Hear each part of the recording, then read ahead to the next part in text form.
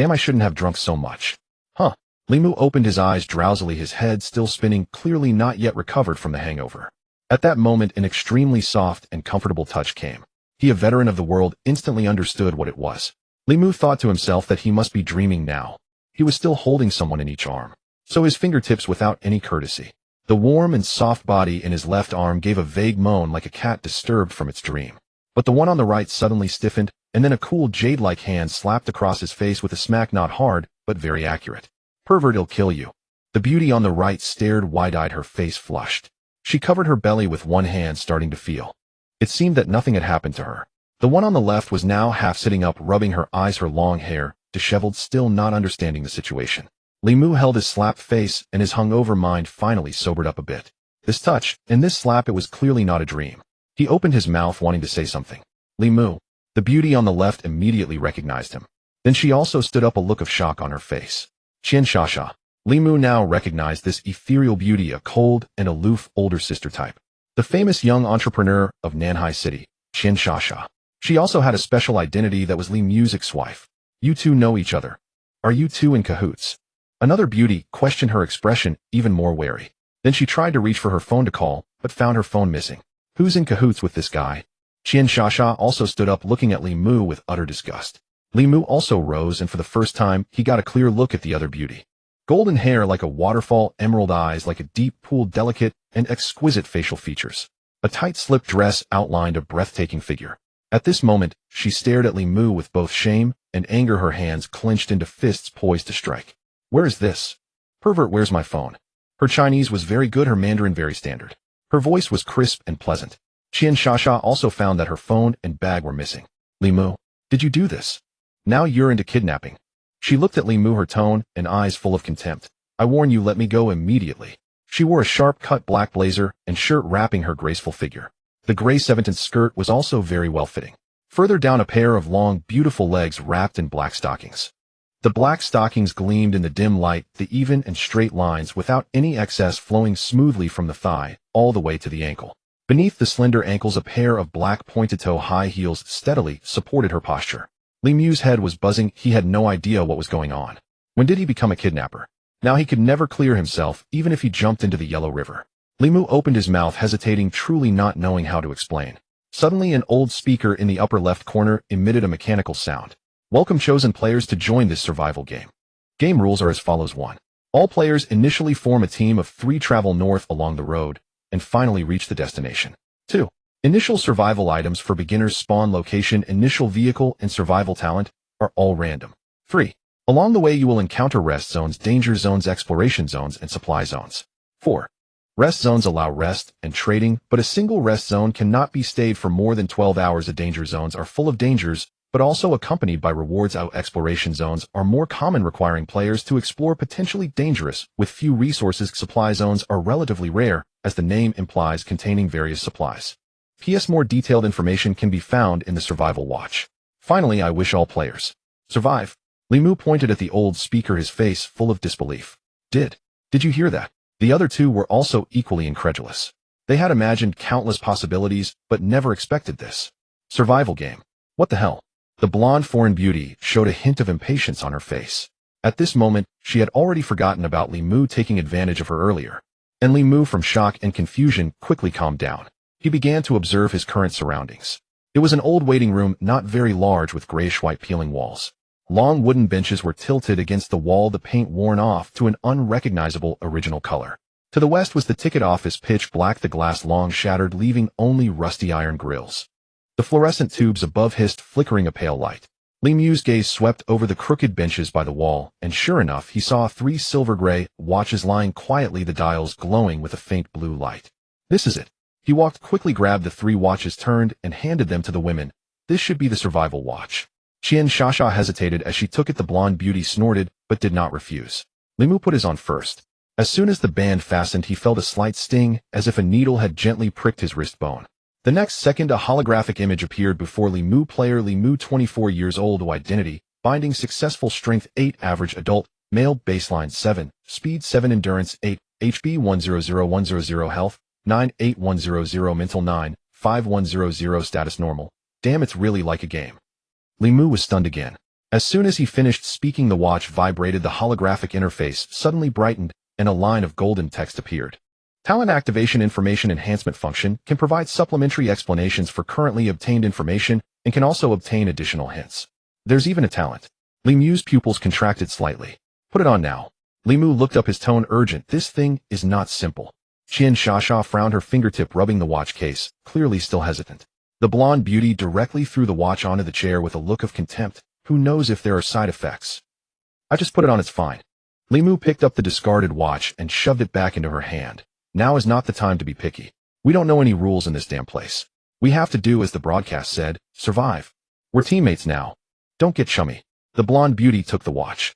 Then the two women exchanged glances and finally fastened the watches on their wrists. At the moment the thin needle pierced and they both gasped, and then the holographic interface unfolded before their eyes. Qian Shasha was bold. As soon as she fastened the strap before the holographic interface was fully unfolded, she felt a slight dizziness. Player Qian Shasha, 24 years old, identity, binding successful, strength 6, speed 6, endurance 6, HP 90, health 9, 5100, mental 9, 2100, status normal, talent activation, money above all, function all trade actions, gain 20 price advantage, can identify hidden value of items, double listing count on trading market. This. Her heart was surging with turmoil. She had thought it was Li Mu's trap, she hadn't believed a word. But now she had no choice but to believe. Meanwhile, the blonde beauty let out a soft gasp of surprise, a strange light flashing in her emerald. Player Elena Volkova, 25 years old, identity, binding successful, strength 9, speed 8, endurance 9, HP 110110, health 9, 8100, mental 9, 6, 100, status normal, talent activation, weapon mastery, function all, weapon proficiency increased by 30, chance of critical hit during attacks. It seems we've all been forced into this survival game. Li Mu sighed. Although it cleared his suspicion of being a kidnapper, he couldn't be happy at all. Then he unconsciously looked at the blonde beauty, and to his surprise, he could see her basic information. Moreover, there was some special information. This touch, and this slap, it was clearly not a dream. He opened his mouth wanting to say something. Li Mu. The beauty on the left. Wait, what does number mean? Could it be? Seen enough? Pervert. Elena's cold voice thudded down from above, her emerald eyes glaring at him viciously. Li Mu immediately looked away and coughed dryly. Then he immediately looked towards his ex-wife, who was indifferent and extremely aloof. Li Mu hesitated for a moment, his thumb hovering over the watch face for half a second before he finally checked. Qian Shasha's special information. 925,689. Count 0, affinity 50. Li Mu was somewhat shocked, yet his expression remained calm as still waters. Qian Shasha actually held such disdain for him with an affinity of 50. But upon reflection it made sense. This woman was an icy beauty, utterly indifferent to men. She despised other men even more. Back then she married him with ulterior motives. After half a year of marriage they swiftly divorced. What are you staring at with those lecherous eyes? Qian Shasha scolded Li Mu, loudly displeased by his gaze. After half a year of being watched, she still hadn't grown accustomed to it. How did I end up with you as my starting teammate? Li Mu shook his head, a vein of exasperation pulsing in his temple, his face etched with speechlessness. But before Li Mu could dwell on it further, the flickering fluorescent light above shuddered violently, and the old speaker crackled again. All team members detected as bound. Starter vehicle and supplies are in position. Location outside the main entrance of the waiting room. Reminder: this area will self-destruct in 30 minutes. Please evacuate immediately. Though overwhelmed with emotions, Qian Shasha and Elena gritted their teeth and reluctantly accepted this reality.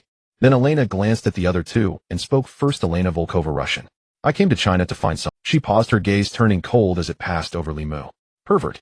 Qian Shasha, CEO of Nanhai Commerce. Qian Shasha's voice was as icy and aloof as ever, her expression supremely arrogant. Li Mu just shrugged. Li Mu. Currently unemployed. Humph. Qian Shasha sneered at Li Mu. The three of them tacitly avoided mentioning their attributes or talents. Just then the faint roar of an engine came from outside. Elena strode directly towards the door. Qian Shasha hesitated for a moment, then followed. Just as Elena grasped the door handle, Li Mu called out to them. Wait. They turned back, one with a chilly glare, the other with a puzzled look. Li Mu's gaze swept across the two women. His voice was calm. Neither of you have ever played a game. They shook their heads, their eyes urging him to get to the point. Li Mu pointed to the dusty cabinets and trash cans in the corner of the waiting room, his tone even. The announcement said this area won't disappear for 30 minutes. That means we have 30 minutes to scavenge. Scavenge. Elena's eyes lit up as she immediately grasped his meaning. Qian Shasha furrowed her brows, slightly casting a disdainful look at the grimy surroundings, seemingly resistant. Li Mu smiled knowingly. As an avid gamer, this so-called survival game came naturally to him. Especially when he played games as a hero, the primary objective wasn't to slay the demon lord or rescue the princess, but to ransack the villagers' homes and loot everything in sight. Looting was the true way. The two women dispersed. Elena was fearless and even seemed eager, rummaging around everywhere. Qian Shasha, however, just looked around without lifting a finger. Limu walked straight towards the ticket booth on the west side. He felt there must be something good inside. Just then he looked at the rusty iron gate. A prompt appeared before him: iron gate, very old, destructible. He raised his foot and kicked it hard. Bam! The iron gate fell with a crash, sending dust flying. Cough, cough, cough. Limu waved away the dust and vaulted over. A metal cabinet and a cardboard box came into view.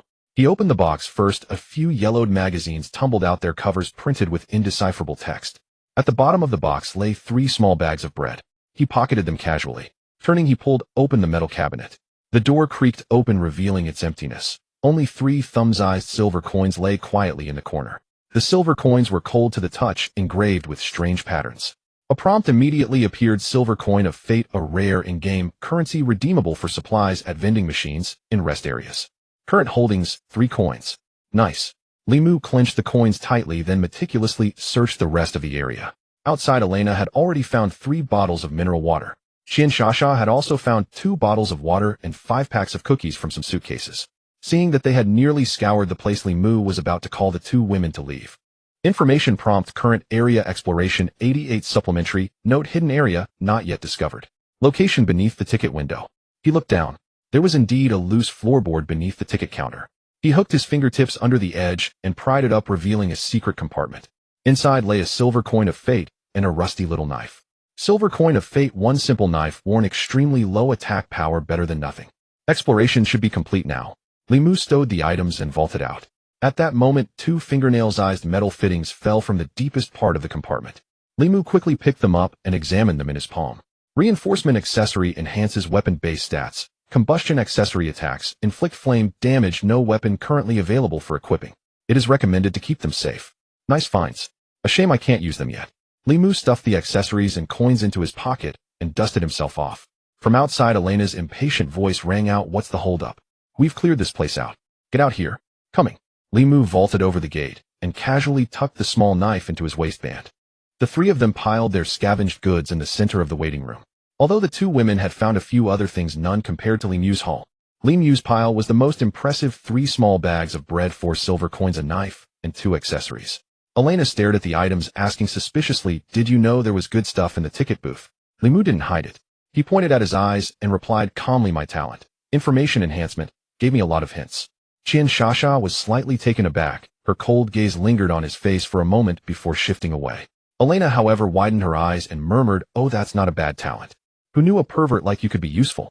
Just then a prompt appeared before Limu: Elena's affinity 3, current affinity 12. Even though she was teasing him, Elena was quite satisfied that Limu had such a powerful talent.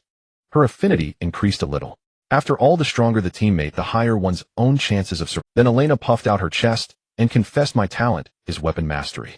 It boosts weapon proficiency and allows critical hits. Limu had already known, but he still put on a look of astonishment. Qian Shasha gave them both a cool glance, her slender fingers gently stroking the edge of her watch. Her tone was as indifferent as if she were stating a business deal. My talent, money is paramount. Trading grants advantages, and the number of items I can list on the exchange is doubled. That's pretty good too. Elena nodded at Qian Shasha. Limu turned to Qian Shasha, a slight smile playing on his lips. This talent is practically tailor-made for you. He picked up the 4 silver coins of fate and handed them directly to her. From now on, you're in charge of finances and trading to maximize our gains. I second that. Elena raised her hand. Qian Shasha's cold eyes dropped to the few cold coins in her palm, her fingertips curling around them unconsciously. She said nothing, which was taken as tacit agreement. The 3 of them pushed open the door and stepped out, their belongings in hand, as a cold wind rushed to meet them. Outside the waiting room, there was no trace of what a station should have, nor any other buildings in sight. Only a grayish-white road stretched straight into the distance, flanked by barren wastelands devoid of any vegetation. The waiting room stood there in eerie solitude, an unsettling sight. Elena muttered a curse in Russian. Limu only caught the final syllable, bliat. An old-fashioned sedan somewhat reminiscent of a Santana was parked outside, its body coated in a thin layer of dust. As the 3 approached, their wristwatches vibrated simultaneously, and a translucent panel materialized before their eyes. LV. One basic vehicle, unmodified trunk space, 60 slots, fuel tank, 80L fuel consumption 7. 2L 100 km max speed, 120 kmh defense, weak passenger capacity, 5. The gasoline was full, and the novice survival pack was also stored in the trunk's compartment. When the trunk popped open, it revealed a faintly glowing storage space, truly reminiscent of a game. The three placed their scavenged supplies, bread, bottled water, and neatly stacked biscuits, into the trunk's storage compartment. Limu tore open the novice survival pack, and a translucent panel appeared, iron 20, with 20 bottled water, 3 compressed biscuits, 2 bread 5. The supplies in this pack were pitifully meager. Elena curled her lip. That's all. Qian Shasha silently studied the inventory, her voice cool. Ration them. After storing everything, they had only occupied 18 slots, leaving plenty of space. Limu smiled, knowingly relieved that they weren't immediately facing a backpack crisis. Beside the storage compartment, there was also an operating station. Its current control panel was even more rudimentary than the wristwatches, featuring only a solitary decomposed button. What can this break down? Limu tapped on it. Elena tossed in the half-length iron pipe she had picked up earlier. A faint light scanned it, the pipe vanished, and the panel displayed iron 1. So that's how it works. The three understood immediately. Suddenly, a new prompt appeared: consuming resources, can upgrade the vehicle and unlock new functions on the operating station. Materials required to upgrade this vehicle to LV. 2. Wood 20 glass, 20 iron, 100 basic tool, 1 basic upgrade card 1. After reading this, Elena rolled her eyes and complained, 20 wood, 20 glass, and 100 iron. How long will it take to scavenge that much bliat? Qian Shasha remained silent, merely recalculating the supply list in her mind. Limu, however, stroked his chin and began to ponder, murmuring to himself. The broadcast said vehicles are randomly assigned. Do you think there might be some lucky dog who started with a maxed out ride? Elena was taken aback, her expression growing even more sullen. Don't talk about it, it just makes me angrier. As her words faded, a strange, soft sound came from behind them. The three spun around. The solitary waiting room vanished into thin air with a whoosh, as if it had never existed, leaving only an empty wasteland. A cold wind seeped into their collars. Elena instinctively stepped back, her face pale. If we had come out just a little later. Qian Shasha didn't finish, but everyone understood the implication. The three only wanted to leave as quickly as possible. Elena was the first to open the driver's door, expertly adjusting the rearview mirror. They'll drive first, then you can take over. Limu nodded and settled into the passenger seat, handing water and biscuits to Qian Shasha in the back, then offering a bottle to Elena. Eat something first, just to tide you over. He hadn't put everything into the storage compartment. Elena unscrewed the cap, took a gulp, and then started the engine. The old sedan rumbled onto the grayish-white road, the barren wasteland silently receding on either side. In the rearview mirror, the spot where the waiting room had been was now just a void. Qian Shasha spoke softly. The broadcast said to head north. Elena gripped the steering wheel, her gaze fixed on the endless road ahead. Then north it is. After driving along the road for 10 minutes, there was nothing but desolation. During those 10 minutes, Qian Shasha was consulting the information on her wristwatch. Meanwhile, Limu was focused on the chat channel. Indeed, the watch also had a chat function. Quite a few people had been chosen for this survival game, and the chat channel was very lively. However, each person could only send 20 messages per day. At that moment, the chat channel was filled with all sorts of comments. Holy crap, what kind of place is this? I was still at work. Looking for a pro to carry me. Cute player looking for a date. Someone got a max level off-roader. For real. For real. Damn, my whole team died in a scrapyard. There were mutant hounds there. Be careful, don't believe everything you hear. Haha, I got 100 Fate silver coins. Messages of lament, bragging, party finding, and warnings were all jumbled together and scrolling by. There were even people trading worn stockings for supplies. Limu glanced at a few, then closed the interface, his gaze falling on the endless wasteland outside the window. Elena glanced at the rearview mirror and suddenly spoke. You two have known each other for a long time, haven't you? Qian Shasha lowered her head, her expression serious, and said nothing. Limu, however, was nonchalant and said bluntly, she's my ex-wife. What? Elena's hand jerked, and she sharply turned the steering wheel, accompanied by a screech of brakes. Ouch! The two lurched forward, and their water bottles rolled to their feet. Your ex-wife? Elena's eyes were wide as she looked back and forth between them. Qian Shasha pursed her lips and said coldly, what's there to be so surprised about? Limu, on the other hand, glared at Elena.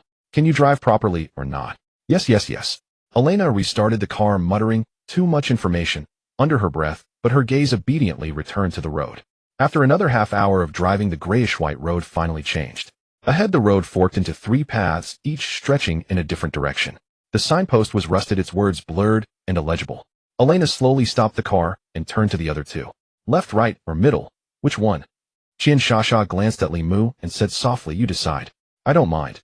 Li Mu got out of the car and looked at the 3 extending roads. 3 paths, any advice? He murmured, not holding much hope himself. Although it could provide information, he didn't think the hints could help even with choosing a route. But the hint did appear. After 10 seconds, a large block of information materialized before Li Mu's eyes. Left Rinha Hospital danger level middle misty area insufficient data, right Huyo supermarket supply, zone advice prioritize supplies to avoid the unknown. Li Mu was stunned for a moment then smiled. At that moment, more detailed supplementary information was also listed. Left Rinha Hospital danger level an abandoned hospital with a largely intact structure. Having received a large number of virus-infected patients, it ultimately led to the hospital's destruction. Besides lingering infected wanderers, there are suspected stronger mutants. Main supplies include medicine and medical equipment. It is recommended to visit after obtaining powerful weapons. Middle misty area insufficient data dense fog covers a radius of about 2 kilometers with visibility less than 3 meters. There are tire tracks on the ground, but no feedback from living heat sources. A weak signal interference exists at the area's center preventing detection. Not recommended as the primary route. Right Hoidajo supermarket supply zone a single-story building with a partially collapsed wall. There is no danger whatsoever making it top tier even among supply zones. There is a probability of it dropping a basic upgrade card. After reading this, Li Mu briefly summarized the information. Elena pointed directly to the right. Then there's no choice, it's the supermarket.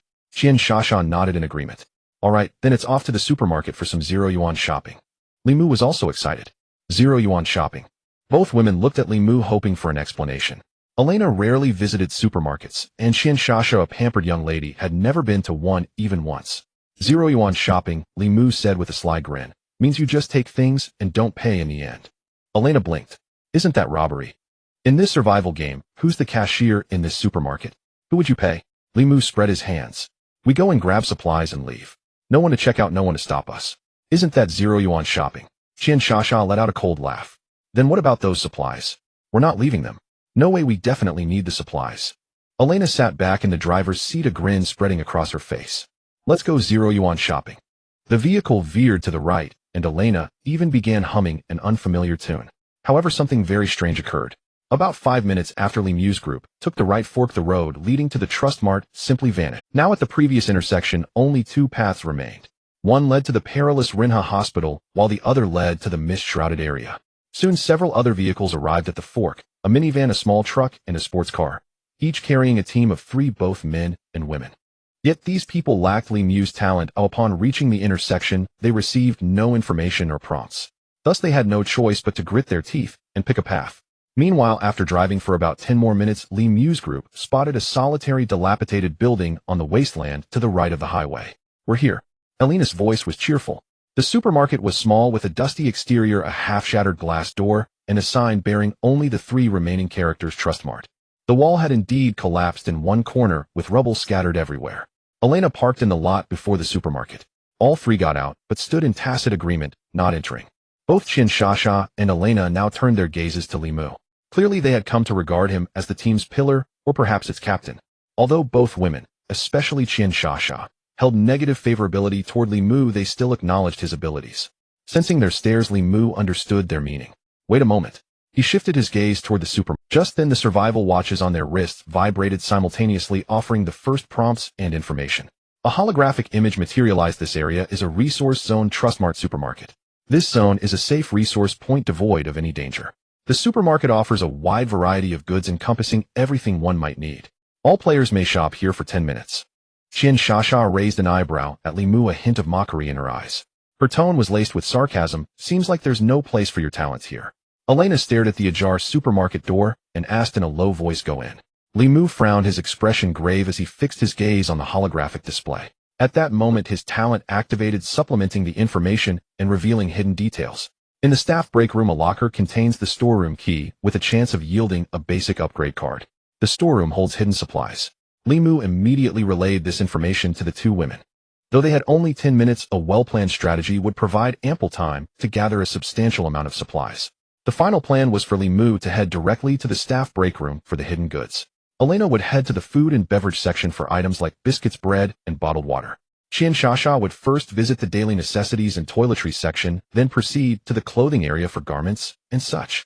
Elena was manageable, but Qian Shasha absolutely needed a change of clothes. Her current attire was far too impractical. Everyone ready? After speaking, Li Mu cast a worried glance at Qian Shasha. He wasn't concerned about Elena, but he harbored doubts about whether his ex-wife could complete her task. Qian Shasha caught his look, curled her lip, and retorted coldly, "What, afraid? I'll hold you back." Her competitive nature was on full display. "Just wait and see." With that, she strode into the supermarket, first her high heels clicking loudly against the floor. Elena shrugged helplessly at Li Mu, and the two followed. After a few steps, Qian Shasha frowned and kicked off her heels, realizing they would hinder her movements. Her feet, encased in sheer black stockings, pressed against the cold floor, her legs tracing elegant lines that involuntarily drew Li Mu's gaze for a moment longer. "Pervert, don't waste time." Elena chuckled softly and quickly entered the supermarket. Time was tight and the task was pressing. Not a single second could be squandered. Li Mu collected himself and headed straight for the staff break room, as indicated. He entered the supermarket swiftly, wove through rows of shelves, reached the break room at the back, kicked the door open, and strode in. Several lockers lined the wall with shoes scattered on the floor. Without delay, Li Mu pulled open the locker doors one by one. Sure enough, in the third locker his hand met a rusted key. However, a thorough search of all the lockers revealed no upgrade card. Clutching the key, Li Mu turned and left the break room, heading straight for the storeroom. The storeroom was at the end of the corridor, its iron door sealed. Upon unlocking it, a musty odor rushed out. Cases of bottled water and instant noodles were neatly stacked with several boxes of canned goods in the corner. He rummaged through quickly, his frown deepening. It was all ordinary supplies, nothing special, and no sign of the so-called hidden goods. Instead of rushing to move items, Li Mu stared at the pile of cardboard boxes before him and muttered, "Query location of hidden supplies." As his words faded, the watch screen flickered faintly, but no prompt appeared, nor did any hologram materialize. Li Mu furrowed his brow and tried again, but still received no response. As his words faded, the watch screen flickered faintly, but no prompt appeared, nor did any hologram materialize. Li Mu furrowed his brow and time ticked by, and Li Mu had already spent 5 minutes searching the storeroom. His gaze finally settled on a stack of canned goods boxes in the corner that were not neatly arranged. Compared to the orderly piles of water bottles beside them, these boxes seemed oddly placed. Li Mu moved the canned goods boxes aside, revealing 5 small square metal cases at the bottom, their silver gray surfaces gleaming with a cold light. As he picked one up, his watch vibrated, and a holographic image appeared. "Fate Silver Coin Joy Box can randomly yield 1100 Fate Silver Coins. Excellent find." Li Mu's eyes lit up, and he quickly tucked all 5 boxes into his embrace. With 4 minutes remaining, he strode out of the storeroom. The clothing section was just outside, and his peripheral vision caught a figure crouching in the corner. Upon closer inspection, it was Qian Shasha. She had already pulled a shopping cart full of daily necessities and another cart of clothes to the entrance. But seeing that there was still time, she thought to grab a few more items, hoping to show off in front of Li Mu. Qian Shasha was now crouched on the ground, one hand massaging her calf, her face a mixture of pain and anxiety. Several newly picked garments lay scattered beside her. She had evidently suffered a sudden leg cramp while walking and was unable to move. Hearing footsteps, she looked up and saw Li Mu. Embarrassed, she first turned her face away, then forced herself to stand, but found herself utterly unable to rise. Yet she still spoke defiantly, "What are you looking at?" "I'm just taking a break." Li Mu looked at Qian Shasha, a mix of exasperation and amusement washing over him. He couldn't help but sigh inwardly. This ex-wife would rather suffer in silence than lose face, stubbornly refusing to call for help. He crouched down, and without waiting for her consent, grasped her calf, his thumb gently pressing along the top muscle. "What are you doing?" He crouched down, and without waiting for her consent, grasped her calf, his thumb gently pressing along the top muscle. "What are you doing?" Yet perfectly measured. Qian Shasha bit her lip, her ears reddening imperceptibly, though she no longer protested. Through the sheer black stockings, Li Mu's fingertips felt her calf muscles gradually relax, the tension melting away. Through the thin black fabric, Li Mu's fingertips sensed the delicate warmth of her skin. Her calf was shapely and firm, trembling faintly beneath his. Through the thin black fabric, Li Mu's fingertips sensed the delicate warmth of her skin. Her calf was shapely and firm, trembling faintly beneath his palm. He swallowed hard, his hands lingering unconsciously, sliding slowly from her ankle to the crook of her knee. The silky sensation shot through him like an electric current. He silently cursed at himself, yet his hands didn't stop. These black-stocking legs were utterly captivating. Though he was reluctant to let go, he maintained his composure. "Let's go." Li Mu stood up. Seeing she still couldn't put weight on her leg, he simply bent down, scooped her up in his arms, and carried her in a bridle hold. "Let's go." Li Mu stood up. Seeing she still couldn't put weight on her leg, he simply bent down, scooped her up in his arms, and carried her in a bridle hold. She turned her face away, not daring to look at him, yet couldn't resist stealing a glance. From this angle, Li Mu's jawline was sharp, his expression focused, and unexpectedly a little handsome.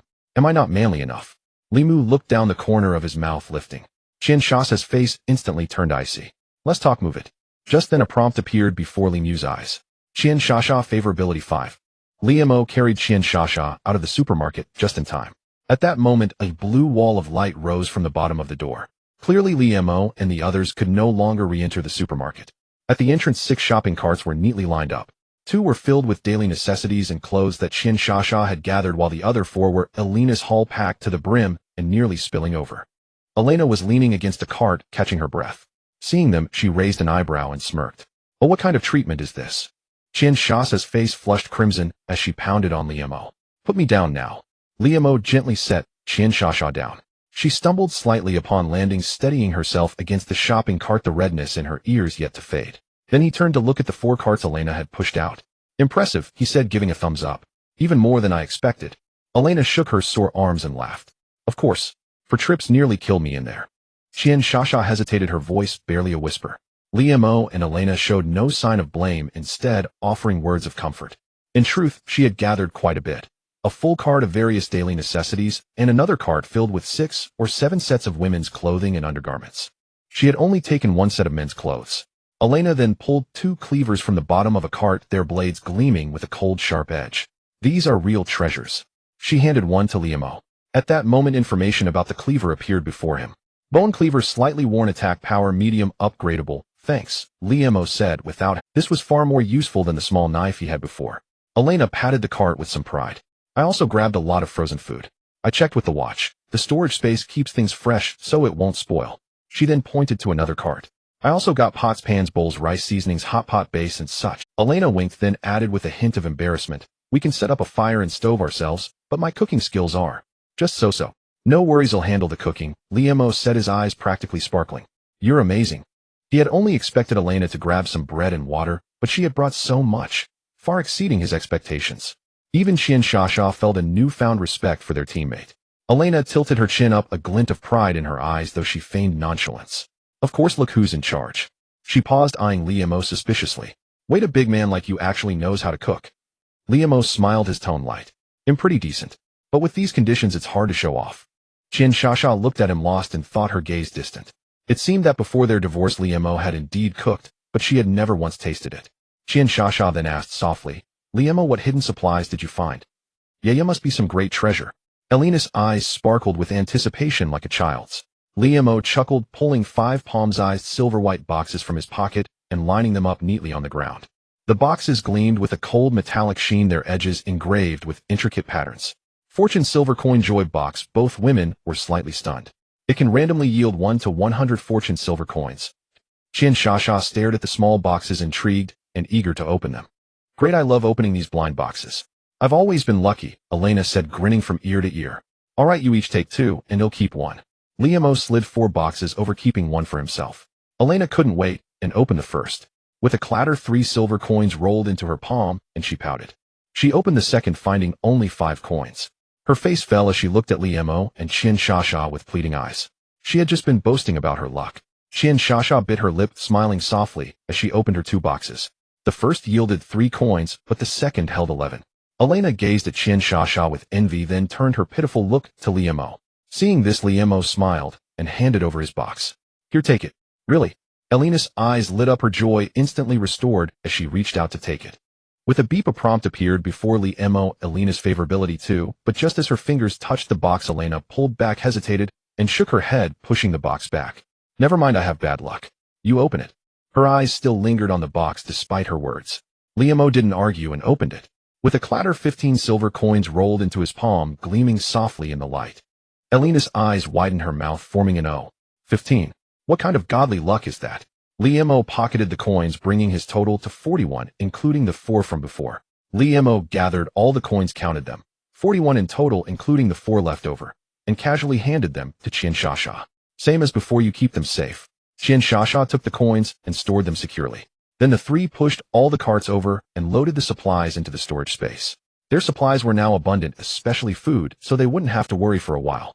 The storage space now held iron X21, wood X20, mineral water X156, Red Bull X72, chocolate X88, cookies X55, bread X73, instant noodles X60, sanitary pads X30, towels X8, toothbrushes X10, toothpaste 15 mouthwash x 24 pots x 2 dishes and utensils x 10 frozen food x 120 rice x 50 seasonings x 16. The clothes and shoes were left in the back seat instead.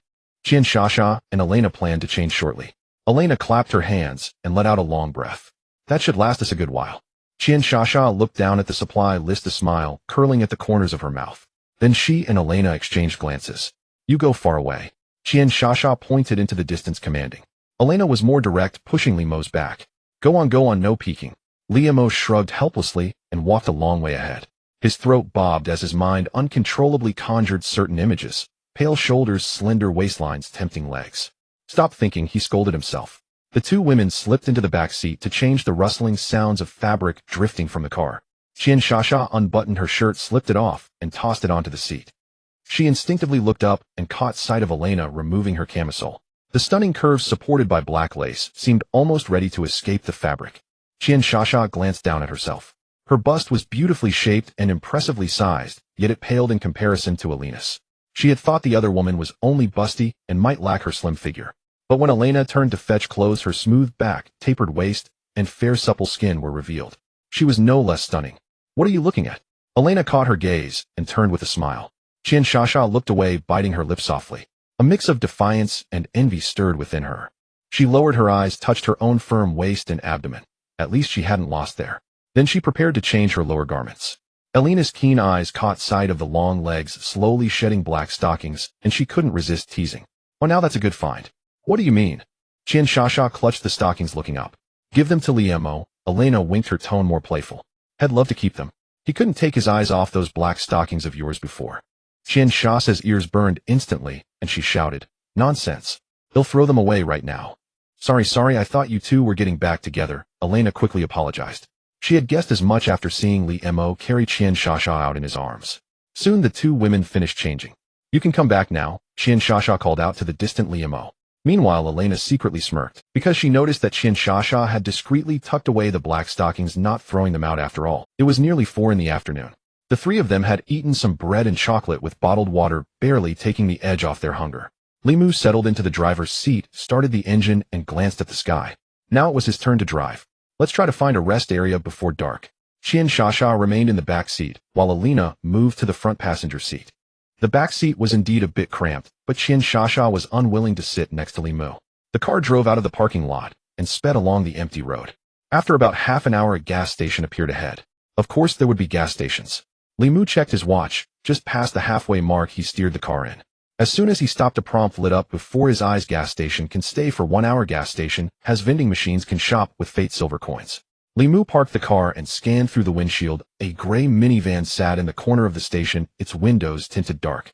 Don't get out, he said sternly to Elena. Get into the driver's seat. If there's danger, drive off, don't worry. Elena nodded without asking questions and quickly switched to the driver's seat. Qian Shasha in the back also looked tense. Limo pushed open the door and got out, holding the bone cleaver behind him concealed against his sleeve.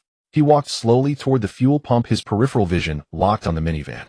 The side door of the minivan slid open and 2 men and 1 woman stepped out, all middle-aged and plainly dressed. One man, dressed like a salesman, walked straight up to Limo with a cheerful grin. Young friend here for gas too. Limo pressed his thumb against the knife handle and said nothing. The man, unembarrassed, pulled out a pack of cigarettes and offered one. Don't be nervous. Looks like we're all chosen for this survival game. I don't smoke. Limo shook his head, remaining vigilant. The other 2 stood by the minivan, not approaching, just sizing him up. My name is Sun Duong. The man put a cigarette in his mouth and gestured behind him. That sturdy one is Lu Tieju and the other is Zhou Fong. Just say what you have to say. Limo watched Sun Duong with a serious expression. Sun Duong's gaze dropped, catching sight of the bone cleaver hidden behind Limo's back. His smile froze, and he quickly raised his hand, stepping back half a pace. Brother, don't misunderstand. We really mean no harm. He lowered his voice and spoke faster. We came to get gas too, but we found out you need Fate silver coins here. We explored a small factory today and got some stuff, but not a single silver coin. He turned to look at the minivan, rubbing his hands with a bitter smile. So we're waiting here to see if we can meet other players and trade supplies for some coins. A team came by earlier, but they didn't have many coins either, so we couldn't trade. Our time here is almost up. Lucky you guys showed up. Sun Duong now wore a fawning smile. I don't suppose you folks have many silver coins. Limo didn't answer. Instead, he glanced at the price on the fuel pump. 1 silver coin could buy 50 liters of gas, which wasn't too expensive. He finally looked at Sun Duong and shook his head. We don't have many either. He paused then added, but we can spare 2 or 3. What are you offering in exchange? Sun Duong was overjoyed, pointing to the trunk of his minivan. Yes, yes. Liamo slid 4 boxes over, keeping one for himself. Elena couldn't wait and opened the first. With a clatter, 3 silver coins rolled into her palm. After some haggling, they settled on 3 silver coins for iron X20, a wood X20, and glass. Sun Duong hesitated briefly, then gritted his teeth. Deal. Wait for me. Limu quickly returned to the car and explained the situation to the 2 women, emphasizing that he needed 3 silver coins from Qian Shasha. Limu summed it up in a few sentences, looking a bit smug, feeling had gotten a good deal. But after Qian Shasha heard it, her face darkened instantly. Limu, have you lost your mind? Her voice was sharp, staring at him with contempt and anger. Huh, me, eh? Limu was at a loss. Elena beside him blinked her big eyes, not daring to interrupt. Ironwood glass. Those junk items are worth 3 silver coins. Do you think fate silver coins grow on trees? Limu was stunned and tried to defend himself in a low voice. But we need to upgrade the car. Upgrade my foot. Qian Shasha pushed open the car door and stepped out angrily. Do you know the current prices on the trading market? That guy isn't selling on the market. He's just waiting for a sucker. And you idiot actually fell for it. Qian Shasha was agitated, her chest heaving. I see now, Limu suddenly realized. He'll handle the negotiation. She strode straight toward Sun Duong, her pace brisk, with Limu following close behind. Sun Duong was chatting and laughing with his companions by the van, but then saw Limu approaching with a woman. When he got a clear look at Qian Shasha's face, his eyes widened noticeably, his throat bobbed, and he instinctively adjusted his collar. Oh, young friend, this is your companion. His smile grew even more ingratiating, though his tone was neutral. Inwardly, he was deeply envious. Even though Qian Shasha had shed her provocative attire, swapping black stockings and heels for jeans and flat shoes, she was still breathtakingly beautiful. She had tied her long hair up, simply revealing a cool, delicate face that far outshone any actress. Sun Duong's other male companions stared goggle-eyed, almost drooling. The middle-aged woman, however, sneered and muttered "vixen" under her breath. Qian Shasha ignored all those gazes, not even lifting an eyelid. She was long accustomed to the way men looked at her, the covetousness, greed, and lecherous thoughts. None of it mattered to her. They were no different from stones on the roadside. She stopped in front of Sun Duong, arms crossed over her chest, her voice cold as ice, her gaze even frostier. That fool's deal with you is off. I'm here to renegotiate. Sun Duong's smile stiffened. He wanted to refuse, but before he could speak, he was unnerved by Qian Shasha's piercing eyes and swallowed his words. Be honest. Qian Shasha tilted her head slightly, her tone flat, but carrying an undeniable pressure. Don't try any tricks. I know exactly what the trading market prices are. I know exactly what your junk is worth. Don't think you can fool me like you fooled that idiot. Qian Shasha lifted her chin slightly, her gaze sharp as a blade, as if she were back in her executive office. At that moment, her aura was fully unleashed, razor sharp. She was like a queen. I know it's only the first day of this survival game and market prices are unstable, but you want 3 silver coins for that pile of junk. Why don't you just rob someone? Her voice was not loud, but every word was crystal clear, each one driving like a nail into Sun Duong's mind. Sweat beaded on Sun Duong's forehead, his smile completely frozen. He had indeed been hoping to con a few suckers here for a big profit. But after 20 years as a salesman, top seller no less, he had seen plenty. Never had he encountered a young person, especially such a young and beautiful woman, with this kind of presence, skill, and boldness. That commanding aura was something even he couldn't match. Who on earth was this woman? Standing behind Qian Shasha, Limu stared at her straight back, feeling as if he had returned to the past. What had made him fall for Qian Shasha in the first place wasn't her beauty or figure, but this heroic, spirited demeanor and her decisive composure in business. Limu stood aside, watching her put Sun Duong in his place with just a few words, his heart inexplicably at ease. He stopped listening closely, only occasionally glancing at the minivan. With her handling things, worrying was pointless. He had only followed to ensure Qian Shasha's safety. A few minutes later, Qian Shasha turned back and reported the result flatly. 3 silver coins for iron X120, a wood X100, and glass X100. She glanced at Limu. Let me handle all future trades. With you being this foolish, you'd lose everything we have. The transaction concluded, Sun Duong pocketed the silver coins and boarded the vehicle. Soon the minibus hurriedly departed from the gas station. The station fell silent, leaving only the low hum of the fuel pump. Limu stowed the materials into the trunk, walked over to the fuel pump, fished out a silver coin, and inserted it. Besides direct refueling, there were boxed options available, though they offered less fuel for the same price. A single silver coin yielded only 40 liters. Wasted a bit, Limu muttered under his breath, glancing at the neatly arranged fuel tanks inside the adjacent machine. They had filled up just now, using about 45 liters, so a little was wasted. Meanwhile, Qian Shasha and Elena had entered the station store. The store was empty, devoid of any soul, with only a large vending machine in the corner playing a cheerful tune in a clattering rhythm. As if sensing someone approaching, the vending machine's melody abruptly ceased, and a mechanical female voice rang out unexpectedly, "Welcome." Qian Shasha and Elena both stiffened, instinctively stepping back half a pace. Scanning. Detected player talent, money above all. Esteemed customer, you will enjoy an exclusive 20 discount. The screen lit up, then flashed a line of shimmering golden text. This machine now features discounted items stackable with your discount. The two women exchanged glances, still unsettled. Yet the vending machine remained fervent, its screen scrolling rapidly. Basic supply pack, basic food pack, attribute, enhancement pill, basic upgrade card. The dazzling array of goods left the two women momentarily bewildered, stricken with choice paralysis. Just then an even more cheerful tune began to play. Meanwhile, Li Mu had finished refueling. He strolled slowly into the store, found the scene amusing, and stood at a distance, silently observing without disturbing them. The two women stared at the screen for ages, finally settling on their choices. Attribute enhancement pill, 10 silver coins. Basic upgrade card, 4 silver coins. Storage space expansion card, 8 silver coins. All these were priced with the 20 discount. Finally, they bought a discounted item, comfortable tent set, which after the discount and their special offer cost 8 silver coins. Without a moment's hesitation, Qian Shasha inserted the silver coins to pay, her movements swift and decisive. They had spent 30 coins in total, and with the 4 from earlier, they now had 7 left. The vending machine emitted a crisp ding, and the mechanical female voice sounded again, "Purchase successful. Items have been stored in your storage space. Welcome your next visit." The cheerful tune resumed, playing as if to cap off the transaction perfectly. "Let's go," Elena said, unable to contain her eagerness as she strode forward. She was impatient to examine their newly acquired goods. Qian Shasha, however, remained calm, her demeanor still haughty. "Done refueling?" Li Mu was somewhat irked by Qian Shasha's current attitude. "Keep your tail in check, it's practically sky-high." He turned and walked away directly. "Humph." Qian Shasha crossed her arms, but still followed. The three reached the vehicle's trunk and opened the storage compartment, which was nearly full, with only 6 slots remaining. The information for the 4 items they had just purchased was displayed before all 3 of them.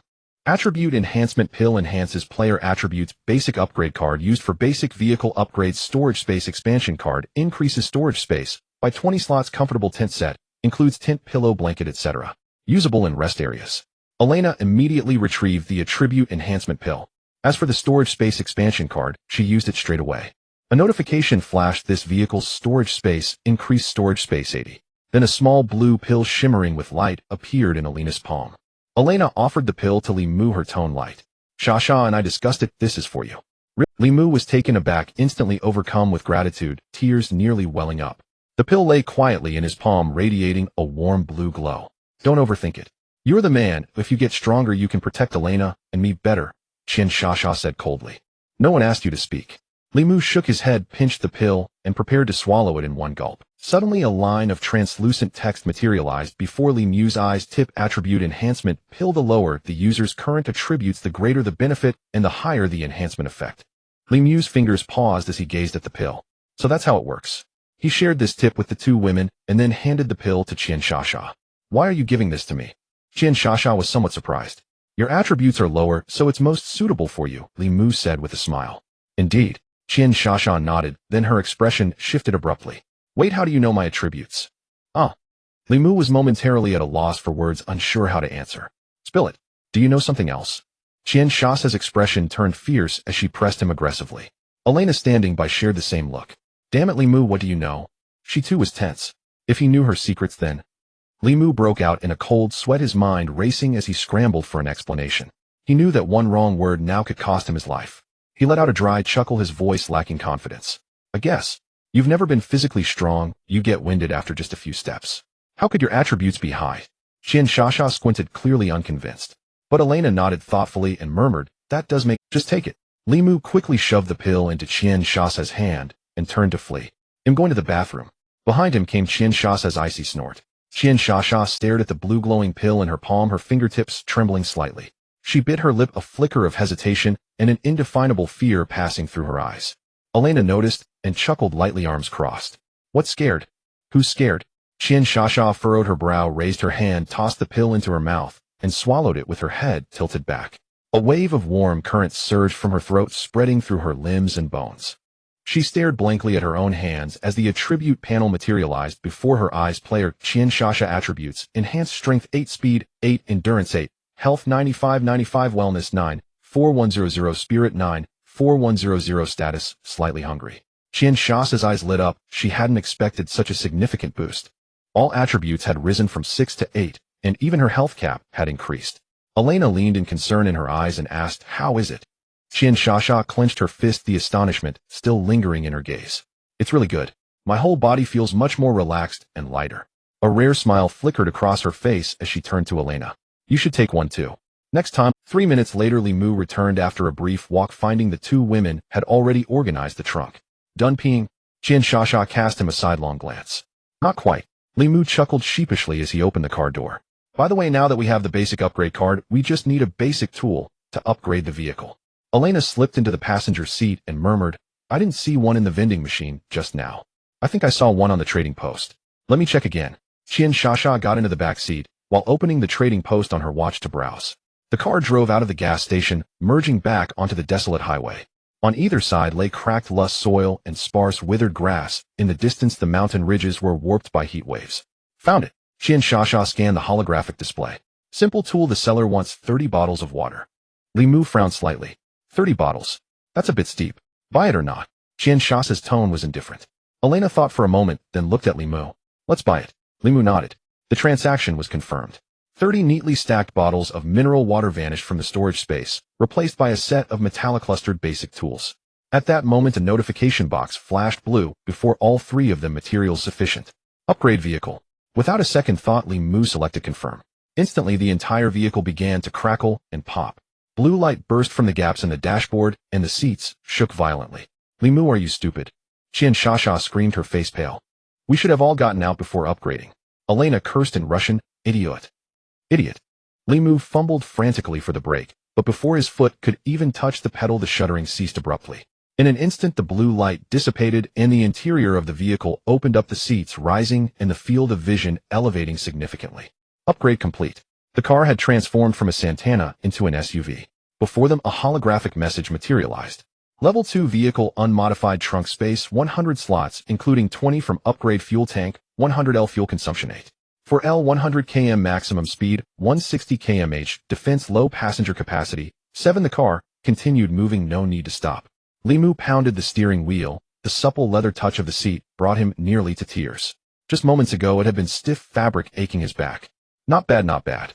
In the back seat, Qian Shasha stretched, her legs no longer cramped, and the seat was far more comfortable. She was reasonably satisfied with this upgrade. Had she not been forced, she would never have ridden in such a dreadful car before. Then another message appeared listing the materials needed for the next upgrade. Materials required to upgrade this vehicle to level 3 iron, X200 wood, X50 glass, X30 metal parts, X20 intermediate tools, X2 intermediate upgrade card, X3. These materials won't be easy to gather. Elena's expression was grave. Li Mu speculated they would have to venture into danger zones to obtain them. Suddenly, Qian Shasha asked softly from the back seat, Is there any new area appearing?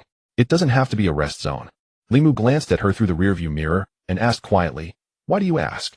Her cheeks flushed, and she pursed her lips in silence. Elena, however, understood immediately. She cleared her throat and said flatly, "Li Mu, focus on driving and keep quiet." Li Mu was taken aback, then quickly caught on. He gripped the steering wheel tightly and stared ahead. After another 10 minutes of driving, the surroundings remained barren with no sign of any new area. Spotting in the rearview mirror that Qian Shasha's expression was growing increasingly flushed and her legs were restlessly crossing, Li Mu slowly pulled the car over to the roadside. He engaged the handbrake without looking back, keeping his tone as neutral as possible. "We're in this survival game now, so no need to be too particular. There's no one else in this wilderness, so just take care of it here. Even if we reach a so-called rest zone or other area, who knows if there'll be a restroom." The car fell silent for 2 seconds. From the back came a faint, embarrassed snort, then the door was pushed open and slammed shut. "Don't peek." Elena also got out and followed. The two women walked far until they spotted a large waist-high rock. Elena quickly circled around to inspect the area and nodded to Qian Shasha. They then hid behind the rock, the rustling sounds mingling with the wind barely masking the awkwardness. After 5 minutes, Qian Shasha and Elena returned. Once in the car, Qian Shasha shot Li Mu a cold glare, warning him not to utter a single word or she would tear his mouth apart.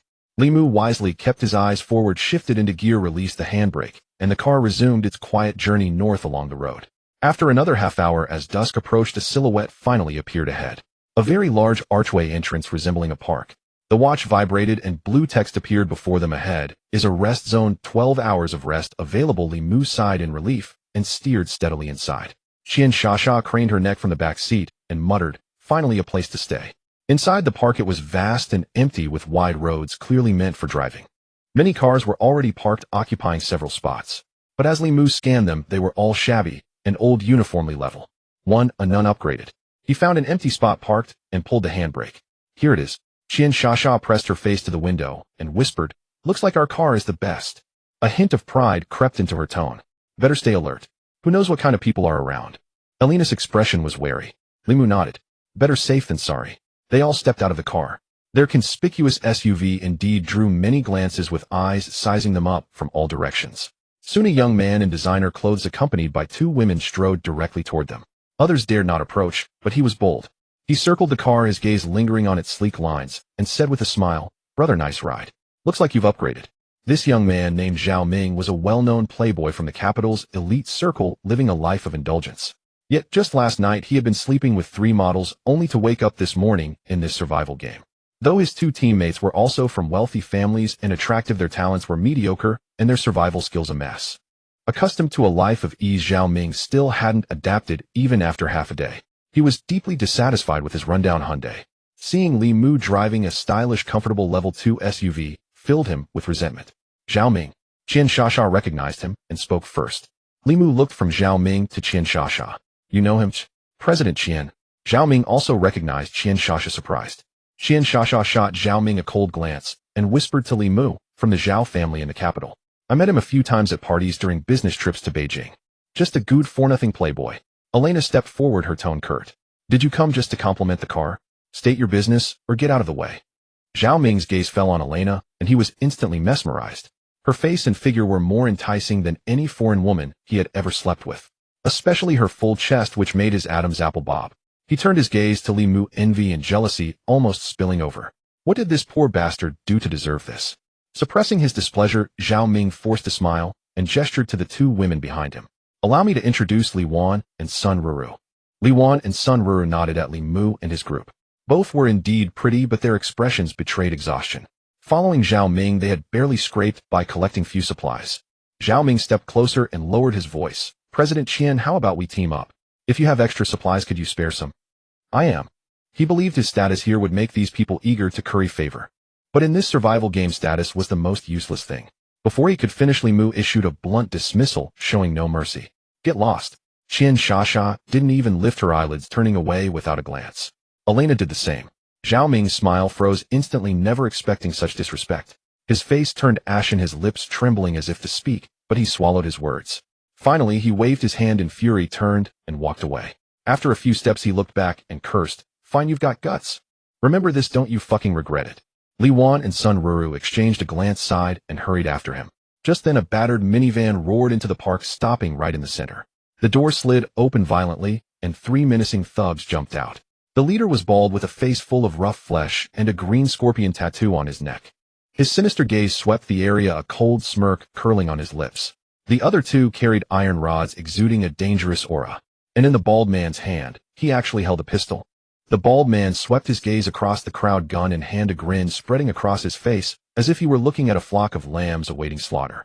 Many of the timid survivors were paralyzed with fear, shrinking into their cars, trembling, not daring to breathe too loudly. Li Mu's expression darkened. Without a sound, he concealed the small knife into his sleeve, then leaned in and lowered his voice. Get in the car. Lock the doors. Qian Shasha, her face pale, obediently retreated into the back seat.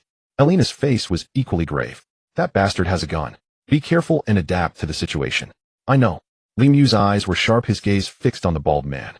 Don't provoke them yet. Let's see what they want. The gunshot shattered the silence. The bald man blew smoke from the muzzle, satisfied as he watched the figures around him stir. Those hidden in the nooks and crannies, and those farther away who hadn't noticed the van pulling in, now poked their heads out, staring in terror towards the scene. Then the bald man bellowed, his voice echoing across the park. Listen up, all of you. Send 1 representative from each group. If anyone's still hiding in 3 minutes, don't blame me for being ruthless. Li Mu leaned against the car door, the small knife in his sleeve hidden even deeper. He'll go. Be careful. Qian Shasha and Elena spoke in unison. Being cared for by both women, Li Mu felt a warmth in his heart. A total of 11 people, men and women, gathered before the bald man. Zhao Ming was among them, his legs trembling like sieves. He had wanted to send Sun Ruru instead, but was choked into silence by her retort, "Are you even a man?" Red-faced and thick-necked, he braced himself and went. The bald man rested the gun on his shoulder, his fleshy face twisting into what he thought was a friendly smile, and said arrogantly, "Don't be scared. I'm a good guy. I hate fighting and killing the most." He paused, his eyes sweeping over everyone's face like a licking blade. "The rules are simple. Each group hands over 80 of their food and supplies. If you dare not to or shortchange me, The bald man shook his pistol. "If you really have no supplies." He jerked his head back. 2 henchmen holding iron bars grinned, revealing yellowed teeth, their eyes roving over the crowd. "Women will do too. Just serve us 3 brothers well." Zhao Ming's legs shook even harder. Li Mu lowered his eyes, his fingers slowly stroking the knife handle inside his sleeve as he began to formulate a plan. He watched the 3 men, their attribute information appearing before his eyes. Bald man, strength 9, speed 7, endurance 7.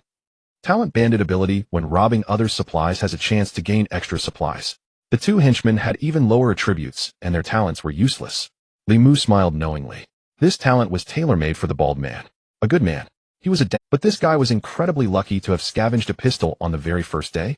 Li Mu's gaze fell on the pistol information appearing: Beretta 92F, battle-worn, durability 78, ammo 815, status safety off. He furrowed his brow. It would be unwise to clash with him. As the saying goes, beyond 7 steps the gun is faster. Within 7 steps the gun is fast and accurate. The bald man took out a cigarette, put it in his mouth, and waved his hand. "All right, got it all. Go back, get the stuff, and bring it here."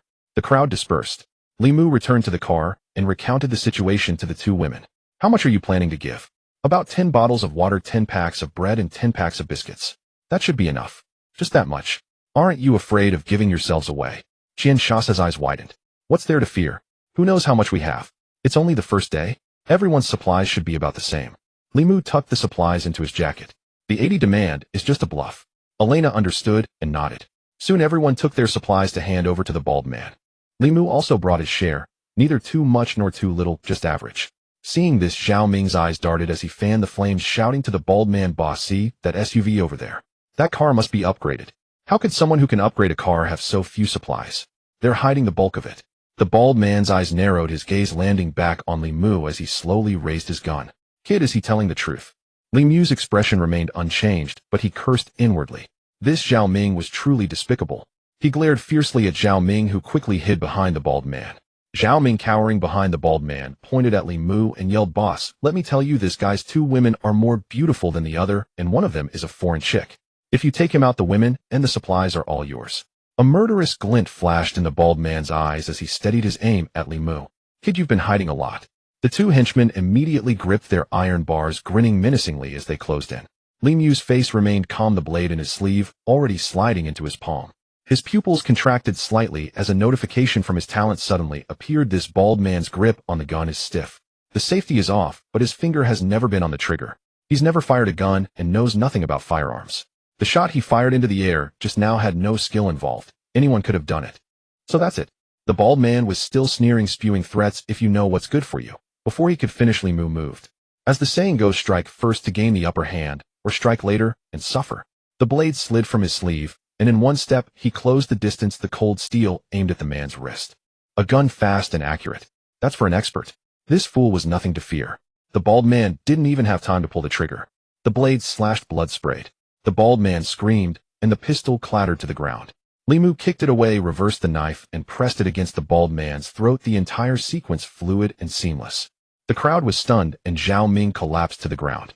The 2 henchmen raised their iron bars, unsure whether to advance or retreat. Li Mu said calmly, "Drop your weapons." The bald man's eyes bulged as he roared hoarsely, "What are you waiting for? Pick up the gun." The 2 henchmen snapped out of it and lunged for the pistol on the ground. Li Mu pressed the blade tighter. "Don't move." But the bald man suddenly tried to swing his arm free, only to have his neck run straight into the knife. Blood gushed out. The bald man's eyes widened, a gurgling sound escaping his throat as he crashed to the ground. Li Mu stood frozen, the bloodied knife in his hand. He had only meant to intimidate, not to kill. But the fool had impaled himself. A deathly silence fell around them. Bang! Bang! 2 gunshots tore through the silence. The two henchmen who had been going for the gun dropped with bullets in their foreheads. The crowd looked on in horror as a burly man strode over holding the Beretta. He walked straight up to Li Mu and handed him the gun. Without a hint of hesitation, he was willing to give the pistol to Li Mu. "Brother, nice knife work." The burly man grinned. "Name's Han Taijun. Retired soldier. Li Mu." Li Mu took the pistol, looking at Han Taijun with a puzzled expression. Han Taijun patted Li Mu on the shoulder and glanced at the body on the ground. "First kill." Li Mu's grip on the gun tightened slightly as he stared at the bald man's corpse. "An accident." Han Taijun grinned and said, "Frankly, don't take it to heart, brother. Those scumbags deserve to die. If you hadn't acted, I would have. We're upholding justice and ridding the people of a scourge." Indeed, if Li Mu hadn't made the first move he had been planning to step in. He turned and waved at the crowd. "What are you all standing around for? Take back your stuff." Only then did the people snap out of it, swarming towards the pile of supplies. Li Mu looked up at Han Taijun, his information appearing: strength 11, speed 10, endurance 10, has used attribute enhancement potions, health 120, wellness 99, 100, spirit 9, 8, 100, status high spirits, talent battle master ability, weapon damage 20, gun accuracy, and stability 30, a recoil reduced during combat, strength and speed slightly increased. Li Mu's heart stirred. This Han Taijun was practically a superhuman. With these stats and that talent, he even felt like clinging to his coattails. Zhao Ming was now sprawled on the ground, pale-faced, trying to crawl away. Taijun stepped on the hem of his clothes, looking down with a chuckle. "You don't go just yet. You're a bird of the same feather. Trying to run." Han Taijun grabbed Zhao Ming by the scruff of his neck, lifting him into the air like a chick. Zhao Ming's legs flailed wildly, his crotch soaked through urine dripping down his pant legs, as he incoherently begged, Don't kill me. I didn't mean to spare me. Spare me." Han Taijun frowned, tossed the man to the ground, turned to Li Mu and said with disgust, "Brother, what do we do with this piece of trash?" "You decide." Li Mu looked down. Zhao Ming's attribute panel was utterly dismal. All stats were a mere 5 points, a complete waste. Now Zhao Ming's mental fortitude had plummeted to just 42, with other values equally depleted. Status panic-stricken, mentally unhinged, severely hindering self. Li Mu glared at Zhao Ming and warned harshly, "Get lost. Don't let me see you again." Then he made a chopping gesture with his hand. "If I ever catch you again, ill." Zhao Ming scrambled away, crawling and stumbling, not even feeling the pain as his knees scraped against gravel, letting out muffled sobs as he vanished in the blink of an eye. Han Taijun crossed his arms, watching the pathetic retreating figure, and shook his head. "Brother, keeping someone like that around will only cause trouble sooner or later."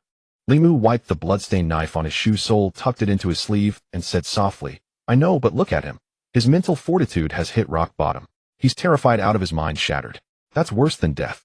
He probably won't last 3 days. Killing him would dirty our hands." Han Taijun was silent for a moment, then patted Li Mu on the shoulder without another word. Just then a line of text appeared before Li Mu's eyes. "You have eliminated Wu Yufi's team. Their vehicle and supplies now belong to you." So that bald man was called Wu Yufa. Li Mu paused, then, without ceremony, walked straight to the battered van and opened the storage compartment. Inside were stacked over 20 bottles of water, more than a dozen packs of compressed biscuits, several cans, and various other materials. Quite a haul. But compared to his own stores, it was merely a drop in the bucket. Li Mu figured these supplies were surely looted by the bald man, not scavenged legitimately. He decided to give them to Han Taijun. After all, Han had given him the pistol. He didn't need these provisions. "Brother Han, there's a good amount of supplies here. They're all yours." Han Taijun glanced at the supplies and waved his hand. No, I can't take all of this." Li Mu weighed the pistol in his hand and smiled. "Brother Han, you even gave me this gun. That's more than enough. I truly don't need these supplies." Han Taijun tried to refuse again, but Li Mu put on a stern face. "If you don't take them, I'll feel too embarrassed to keep the pistol." Han Taijun looked at the gun, then at the supplies, and finally sighed, giving Li Mu a firm pat on the shoulder. "All right, brother, I'll accept them." Qian Shasha and Elena jogged over, both women's faces etched with worry. Even Qian Shasha, despite her usual demeanor, was concerned about Li Mu. Elena still clutched the cleaver, only letting out a long sigh of relief when she saw Li Mu was unharmed. During the fight, they had been terrified, especially after hearing those 2 gunshots. They had wanted to help, but the battle ended in an instant. Yet Li Mu hadn't returned, so after a brief discussion, they mustered the courage to come over. Seeing Li Mu safe, Qian Shasha immediately reverted to her icy expression. Elena sheathed her knife, her gaze falling on Han Taijun with wary caution. Li Mu smiled. "What are you two doing here? Weren't we worried about you?" Elena replied coolly.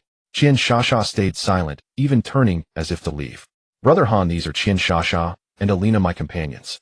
Li Mu introduced them directly, then continued. "And this is Brother Han Taijun. I couldn't have managed without him just now." Han Taijun was momentarily stunned, his gaze sweeping over the 2 women. He hadn't expected Li Mu's companions to be so strikingly beautiful, but he showed no surprise, maintaining a hearty smile as he nodded to them. "Hello, ladies." Li Mu briefly recounted what had happened. When he mentioned that the bald man's gang had been dealt with and the supplies given to Han Tieju and Elena remained indifferent. Qian Shasha, however, though still cold-faced, inwardly cursed him for a fool, giving away so much without keeping any for himself. Li Mu turned to the two women. "You two head back first. They'll help Brother Han deliver the supplies." Qian Shasha turned and walked away without a word. Elena gave him a long look, murmured, "Be careful," and followed. Li Mu drove the van straight to where Han Taijin's vehicle was parked, a dark gray SUV. Though still at level 1, its stats were nearly maxed out, just a hair's breadth from level 2. "Nice ride." Li Mu offered a genuine compliment. As they got out, the SUV's door opened, and a young man stepped out, his face as pale as papers swaying unsteadily as he gripped the door to stay upright. Li Mu glanced at his attribute panel. All 3 primary stats were low, especially his health, which was at a mere 80. His status bar prominently displayed physically weak. Clearly he was ill, dragged down in this apocalypse until he barely had the strength to walk. "Brother Han, who is this?" Li Mu asked with a note of concern. "His name is Lu Fei, my teammate. He's just a bit weak, nothing serious." "Lu Fei, this is Li Mu." Han Taijun didn't elaborate. The two exchanged nods and greetings. Li Mu, being sharp, didn't press further. Still, didn't every team start with 3 members? "Brother Han, do you need help?" Lu Fei asked, then coughed a couple of times. "No, just rest in the car." With that, Han Taijun and Li Mu finished transferring the supplies. "Thanks, Brother Li. Don't mention it. Get some rest. If anything comes up, just call for me." "Will do." Li Mu drove the van back to his own spot. As he parked and got out, he saw Qian Shasha and Elena frantically fumbling with a pile of tent parts. Qian Shasha frowned at the instruction manual while Elena had inserted a pole in the wrong direction. Neither was willing to ask for help, stubbornly wrestling with the fabric. Li Mu watched for a while, unable to suppress a laugh. At the sound, both women looked up at him. Elena stared at him pleadingly, still clutching the misplaced pole, her lips parting as if to speak, but hesitating, her eyes screaming for him to come help. Qian Shasha, however, slapped the manual onto the ground, dusted off her hands, and said coolly, "Fine, you're back. The tent's yours. Elena and I are going for a walk. When we get back," she paused, her eyes sweeping over the scattered parts, "it had better be set up." With that, she grabbed Elena and left. Elena glanced back at Li Mu with a hint of apology before being pulled away. Li Mu was speechless but crouched down to start assembling the tent. After all, he needed a place to sleep too. As he bent over, the pistol tucked at his waist dug painfully into him. He pulled it out and set it aside, his gaze lingering on the heavy object as his thoughts wandered. He recalled his days as an adventure vlogger. His idol was Bear Grylls. Back then, he traveled the world. His knowledge of firearms came from foreign friends. He had used tranquilizer guns on crocodiles in the Amazon, practiced rifle shooting on the Alaskan tundra, but he was most familiar with shotguns, pump action, and double-barreled head-handled plenty. Jungle expeditions were a common occurrence. As for pistols, he had less experience. "If only I had a shotgun," he muttered, his hands never stopping as he straightened each pole. His combat skills, however, came from an uncle in his family, learned from childhood with years of solid training. It was thanks to this knowledge, experience, and martial prowess that he navigated this brutal survival game with such ease. In about 15 minutes, Li Mu had the tent set up and the cotton quilt spread inside. He dusted off his hands, unzipped the tent flap, and let it air out. Strangely, during the day, it wasn't very cold, feeling like a crisp autumn day. But as night fell, the temperature noticeably dropped lower and lower. Though it hadn't reached freezing, there was indeed a chill in the air. He glanced into the distance. Qian Shasha and Elena had yet to return. He moved a few square stones to build a small stove, then pulled out a pot, water, firewood, and 2 bags of frozen dumplings from his storage space. He split the firewood into small pieces with a cleaver. Setting the pot on the stove, flames leaped up, and soon the water boiled, plump dumplings tumbling in the pot. The mountain wind carried a chill, but the firelight cast a warm glow on his face. He looked into the distance. The 2 figures still hadn't appeared, so he added another piece of wood to the fire. After another 10 minutes, the dumplings were done. Li Mu was about to ladle them out when he heard footsteps approaching from afar. Looking up, he saw Qian Shasha and Elena returning, followed by a man and a woman, the ones from another team they had met earlier. As the 4 drew near, they all caught the aroma of the dumplings. So fragrant. The woman couldn't help swallowing, exclaiming, "You even have a pot. And you're cooking food." The man likewise stared at the pot, drooling. These people had at most some biscuits or bread. How could that compare to steaming hot dumplings? In the chat channel, some boasted about eating lavish meals, but that was rare, and who knew if it was true. Yet the dumplings before them were undeniably real. Envy immediately filled the eyes of the man and woman. They had also made up their minds to see if they could trade for some dumplings. They had come precisely to barter. "You too?" Li Mu asked with a polite smile. "Oh, Li Mu, these 2 came to trade with us," Elena began to introduce. This is Zhang Wenbin, and this is Li Yu. Thank you just now, brotherly. Both expressed their gratitude. Limu nodded and said calmly, if it's about trading Shasha, you handle it. With that, he began to ladle out the dumplings. The aroma spread, and the sound of someone swallowing could be clearly heard.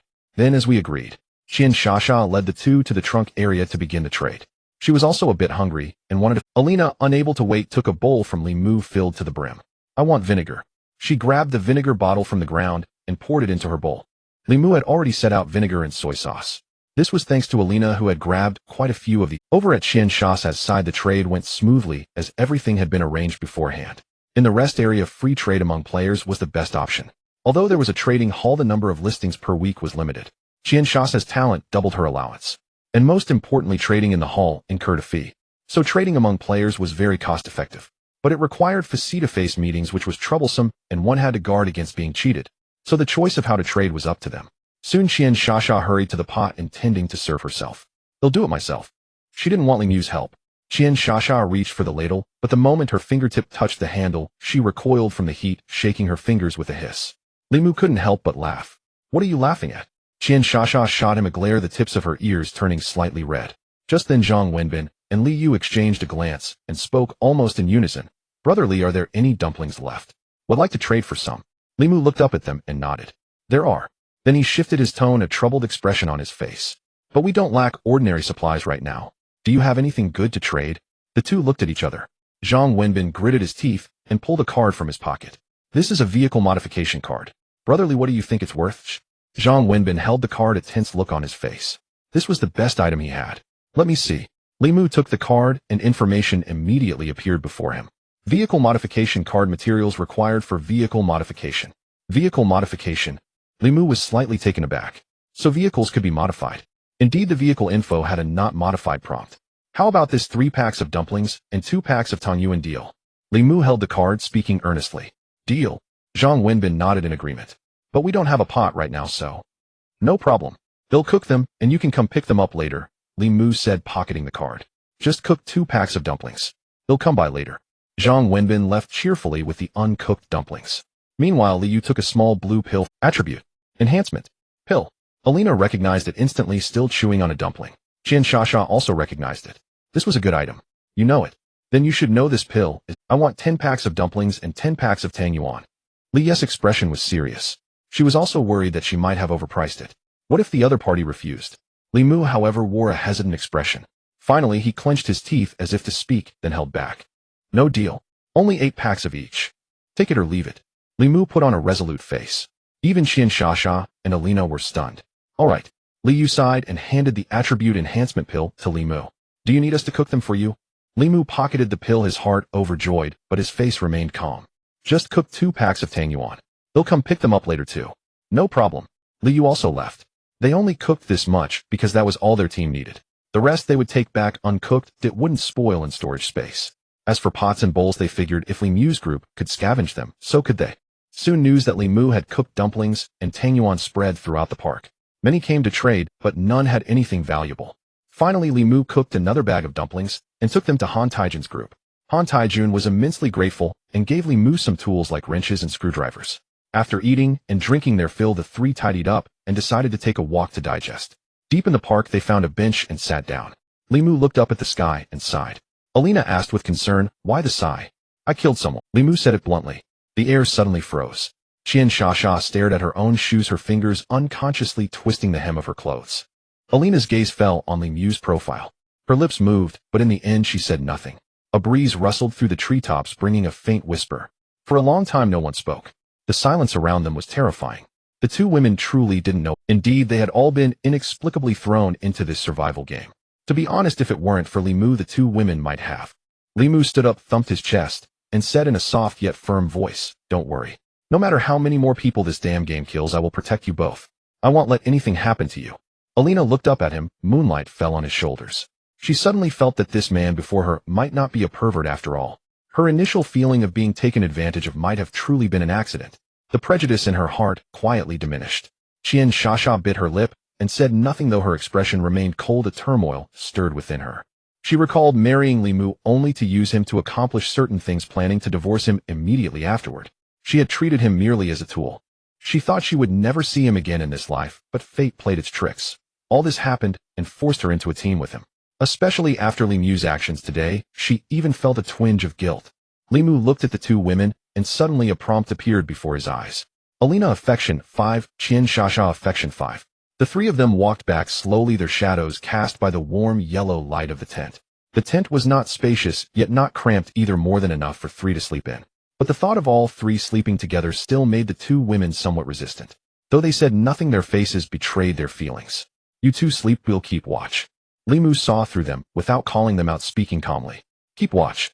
Qian Shasha was puzzled. That's right. Li Mu nodded. He was in truth uneasy about the others in this rest area. You never knew who was trustworthy and who was not. If they fell asleep and someone struck, it would be the end of them. Li Mu arranged directly. We'll take turns keeping watch. They'll go first for 4 hours, then switch to Elena, and finally Shasha. Each of you only needs 3 hours. They'll sleep in the car later. Li Mu gave a faint smile. All right, let's do it this way. Elena immediately pulled Qian Shasha into the tent. Soon the two women fell asleep, their breathing steady and even. After all, they were exhausted from the day. Li Mu sat in the driver's seat, adjusted the seat, leaned back comfortably, and scrolled through his watch. The chat channel was still lively, but a far cry from the daytime. Many were sharing their experiences and insights from the day, along with information about dangerous zones. In the chat channel, quite a few were calling for players to unite and rebuild rules and order. Only then could they survive better. Some also proposed creating guilds, setting rules, and electing leaders. The speaker's tone was seasoned and clear, like someone accustomed to giving orders. Li Mu glanced over, understanding that these were likely the big shots. But he merely withdrew his gaze, and those matters were too distant. Right now, he only cared whether the car had enough fuel, enough food, and whether the two women in the tent were sleeping soundly. Li Mu continued browsing the chat channel, and suddenly his eyes lit up. Someone had posted about Rinha Hospital. Rinha Hospital was a danger zone they had encountered today, but chose to avoid. They might come across it again, so Li Mu wanted to learn more about Rinha Hospital. He opened the message. The poster said that around Rinha Hospital, a large number of patients were wandering, hollow-eyed skin festering, moving sluggishly and aimlessly. Just like the zombies in foreign blockbusters. They took one look from afar and fled, advising others to stay away. Li Mu immediately pressed for details, but the person only replied, "Don't go if you want to live." Li Mu, however, thought that danger came hand in hand with opportunity. Besides, he now had a pistol. He had also found 15 bullets from that bald man. Now he had 20 rounds. Oh, right, the pill. Li Mu suddenly remembered taking out the attribute enhancement pill, a small blue pill glowing in his palm. This pill was meant for Li Mu to consume. Without a moment's hesitation, he placed it in his mouth. Instantly, a scorching warmth exploded in his stomach, surging through his veins to every limb. His bones crackled, his muscles felt as if they were being rewoven. He clenched his teeth, swallowing the roar that rose in his throat, afraid of waking the two women in the tent. After a few seconds, the warmth subsided. He looked down at his hand, clenched his fist. His attributes had increased. His current attributes were Strength 9, Speed 8, Endurance 9. Each attribute had risen by 1 point. He now felt confident that he could cleave a zombie's head in one swing with the bone cleaver. Oh, right, those two things. Li Mu got out of the car, went to the trunk storage, and retrieved the two enhancement accessories. Now I have weapons, but I wonder if I can use them. Li Mu examined the two accessories from every angle. They were clearly meant to be inserted into some kind of slot. As he pondered, the watch screen suddenly lit up, displaying a system notification. Current weapon has no compatible slot. LV. 3 vehicle workbench will unlock weapon modification functions, including drilling and enhancement. Li Mu narrowed his eyes and murmured, so that's how it is. The vehicle had only just reached LV. 2. It seemed he would either need to obtain a weapon with slots directly. His current bone cleaver and pistol had no slots. Li Mu tucked the two accessories into his pocket. A night wind blew, and it was indeed a bit chilly. He grabbed a jacket from the back seat, put it on, and zipped it up to the top. He got back in the car and adjusted the seat further back. Time ticked by, and from the tent came faint rustling sounds. Elena quietly unzipped the tent and came out, walking to the car and lowering her voice. Go to sleep. He'll take over. Li Mu nodded, preparing to make do in the back seat. But Elena grabbed his arm and whispered, sleeping in the car won't do. Go sleep in the tent. You'll be refreshed for tomorrow. We're counting on you. Li Mu looked at her, didn't argue, got out, and crawled into the tent. Once inside, he saw Qian Shasha curled up on one side, sleeping soundly, her breathing even. He tiptoed around to the other side and lay down. The tent was filled with the pleasant scent of the two women's bodies, faint and sweet. Li Mu closed his eyes, just about to sleep, when a hand reached out and grabbed at him. His body stiffened. Qian Shasha's arm wound around him like a vine, pulling his head against her chest. Soft warmth instantly covered his face. He was completely stunned, forgetting even to breathe. Qian Shasha was still sleep-talking. Annie, don't run. Annie was her doll which she hugged every night. Limu tried to gently pry her hand away, but the moment he moved, she only held tighter and one leg pressed over him. Now he could clearly hear Qian Shasha's heartbeat. Limu stared wide-eyed, completely giving up the struggle. Meanwhile, in the car, Elena had just sat in the driver's seat when something occurred to her. Qian Shasha's sleeping posture was terrible. Earlier in the tent, she had kept clinging to her. She instinctively wanted to get out and warn Limu, but her hand touched the door handle and then withdrew. Elena shook her head, leaned back into the seat, but the corners of her mouth curled up involuntarily, and she began humming a tune. She instinctively wanted to get out and warn Limu, but her hand touched the door handle and then withdrew. Elena shook her head, leaned back into the seat, but the corners of her mouth. After a long while, Qian Shasha suddenly let go, turned over, and mumbled as she pulled the blanket away. Limu, relieved, quickly crawled out of the tent. The night wind blew, cooling the heat that had built up. After a long while, Qian Shasha suddenly let go, turned over, and mumbled as she pulled the blanket away. Limu, relieved, quickly crawled out of the tent. The night wind blew, cool. Limu took a deep breath, shook off the thought, and turned toward the car. Elena was listening to music, tapping her fingers lightly on the steering wheel. The car had had these features since reaching LV2. Seeing Limu approach, she looked surprised. Why are you here? What's wrong? Limu opened the car door, his voice tired. Nothing. They'll sleep in the car. You keep watch. With that, he lay down on the back seat, closed his eyes, and soon his breathing became steady. He was already asleep. Elena turned back to look at Limu, then quietly moved beside him, took out 2 jackets, folded them, and draped them over him. She also gently placed his dangling arm back onto the seat before returning to the driver's seat. Time passed quickly. Qian Shasha's alarm went off, and she crawled out of the tent, rubbing her eyes as she walked toward the car. Go to sleep, she whispered to Elena. Elena nodded, but didn't get out immediately. Instead, she turned and gently patted Limu on the back seat. Get up. Go sleep in the tent. Limu sat up groggily, and Elena pulled him toward the tent. Qian Shasha watched the two of them walk side by side into the tent, and for some reason a pang of jealousy stirred in her heart. At dawn on the second day, vehicles had already begun to trickle out of the park. After all, they were only allowed to stay for 12 hours. Those who arrived early had to leave early. As for what punishment awaited those who overstayed, no one knew for now, and no one wanted to find out.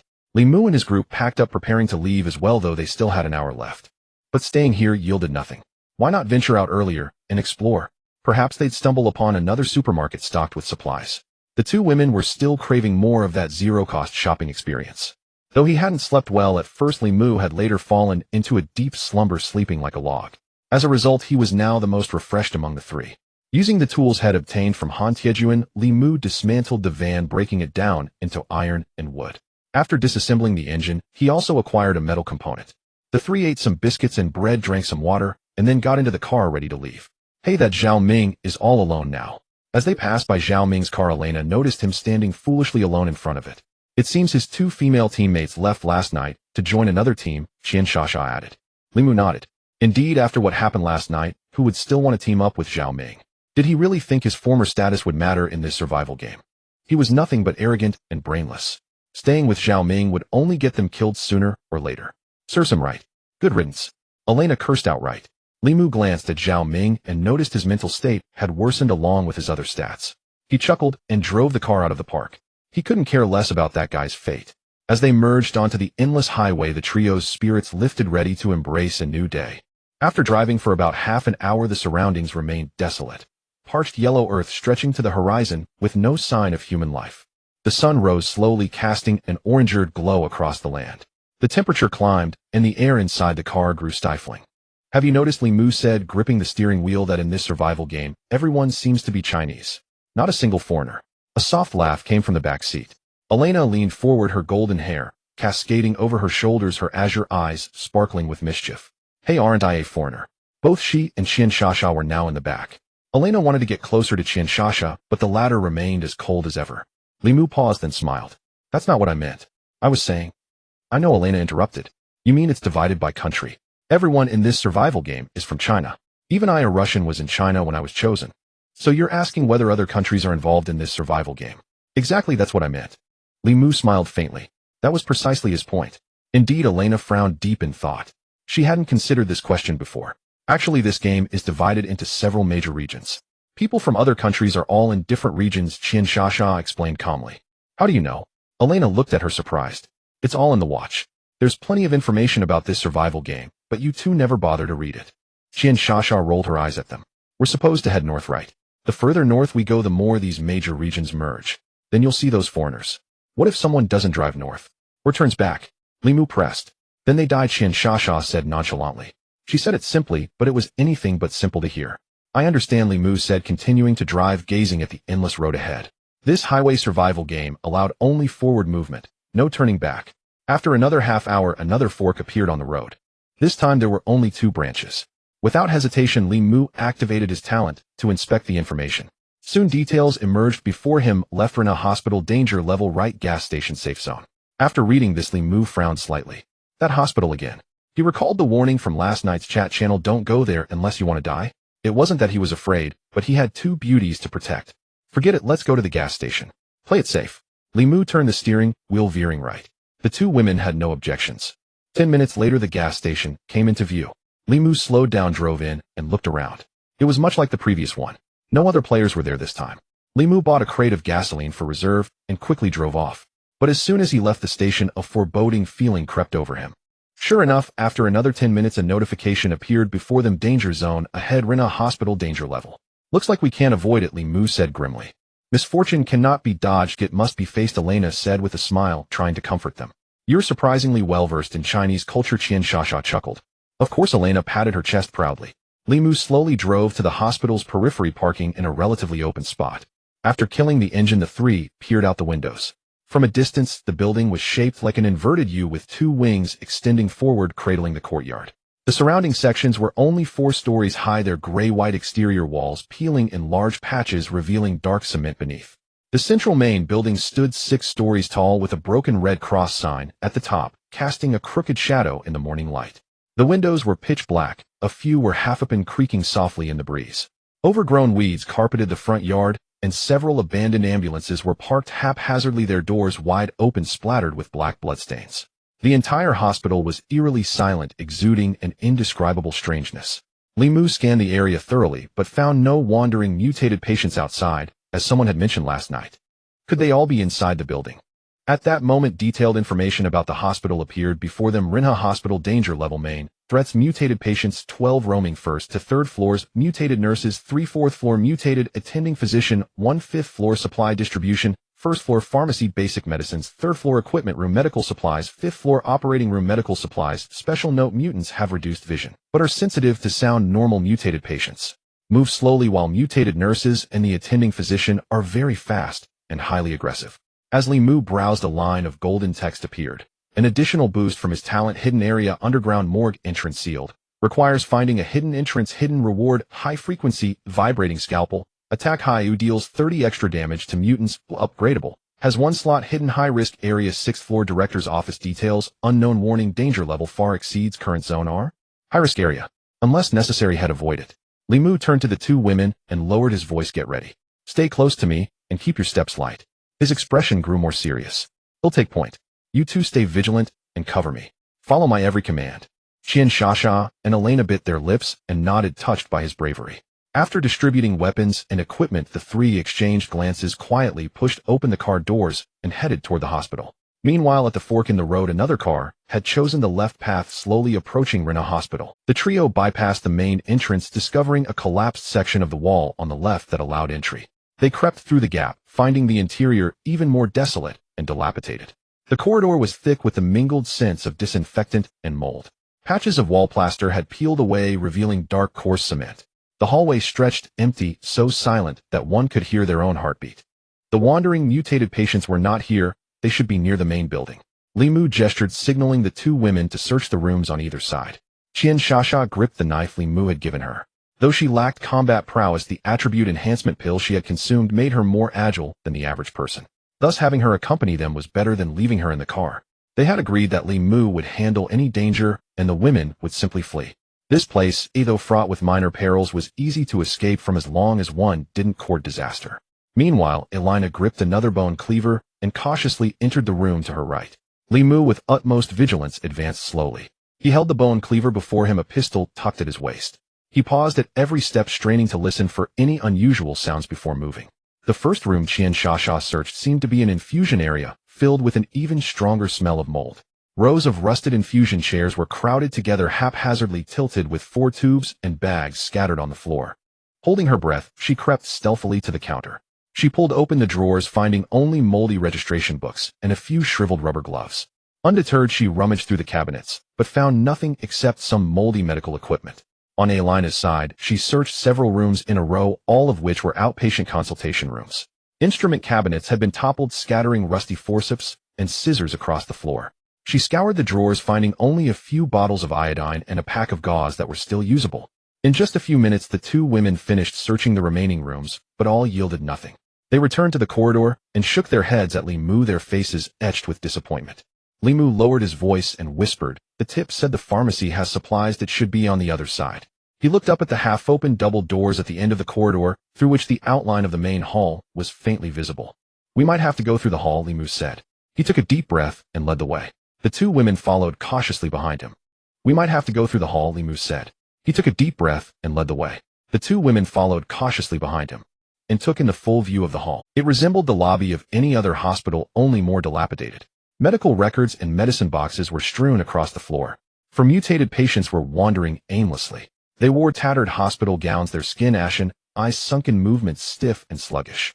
Two loitered near the service desk in the center. One leaned against a corner, and another circled endlessly before the prescription window. The pharmacy must be over there.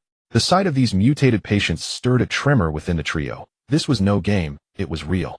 Qian Shasha in particular felt a flicker of fear. Yet all three quickly composed themselves, their sanity values undiminished. This already put them ahead of over 90% of people. Had it been anyone else like Zhao Ming, their sanity would likely have plummeted, perhaps even driving them to the brink of mental collapse.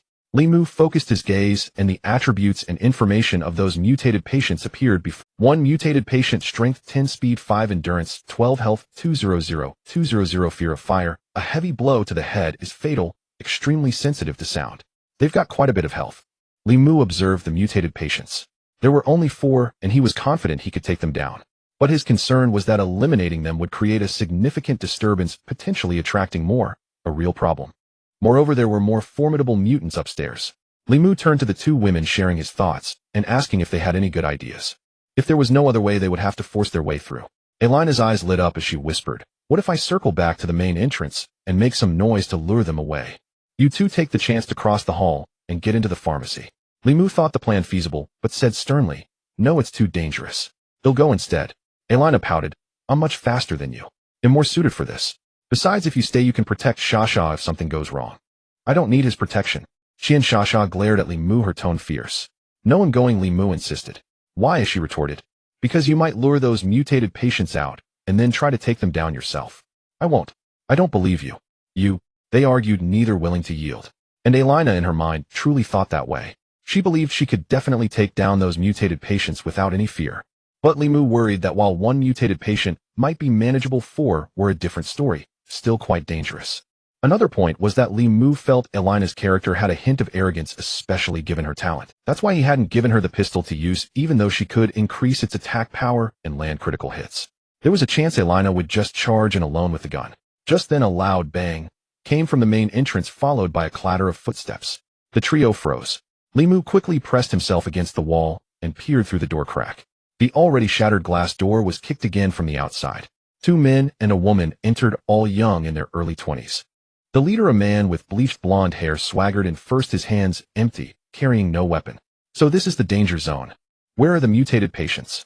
"Not so impressive," the blonde said, scanning the hall with a contemptuous tone. The woman behind him looked around warily and whispered a caution, "Don't let your guard down. Be careful." The moment she spoke, the 4 mutated patients stopped in unison. Their ashen heads turned stiffly toward the entrance, their sunken eye sockets glowing with a faint light. Low guttural sounds like hee-hee rasped from their throats like rusted iron scraping together. The next instant they moved. Their pace was not fast, their steps rigid as they charged straight at the trio. The disdain on the blonde's face instantly solidified, his pupils contracting sharply. Holy shit. The 3 of them turned almost simultaneously, scrambling and tumbling toward the exit, their screams echoing through the empty hall. "Is this what you call courting death?" Elena watched the group, utterly speechless.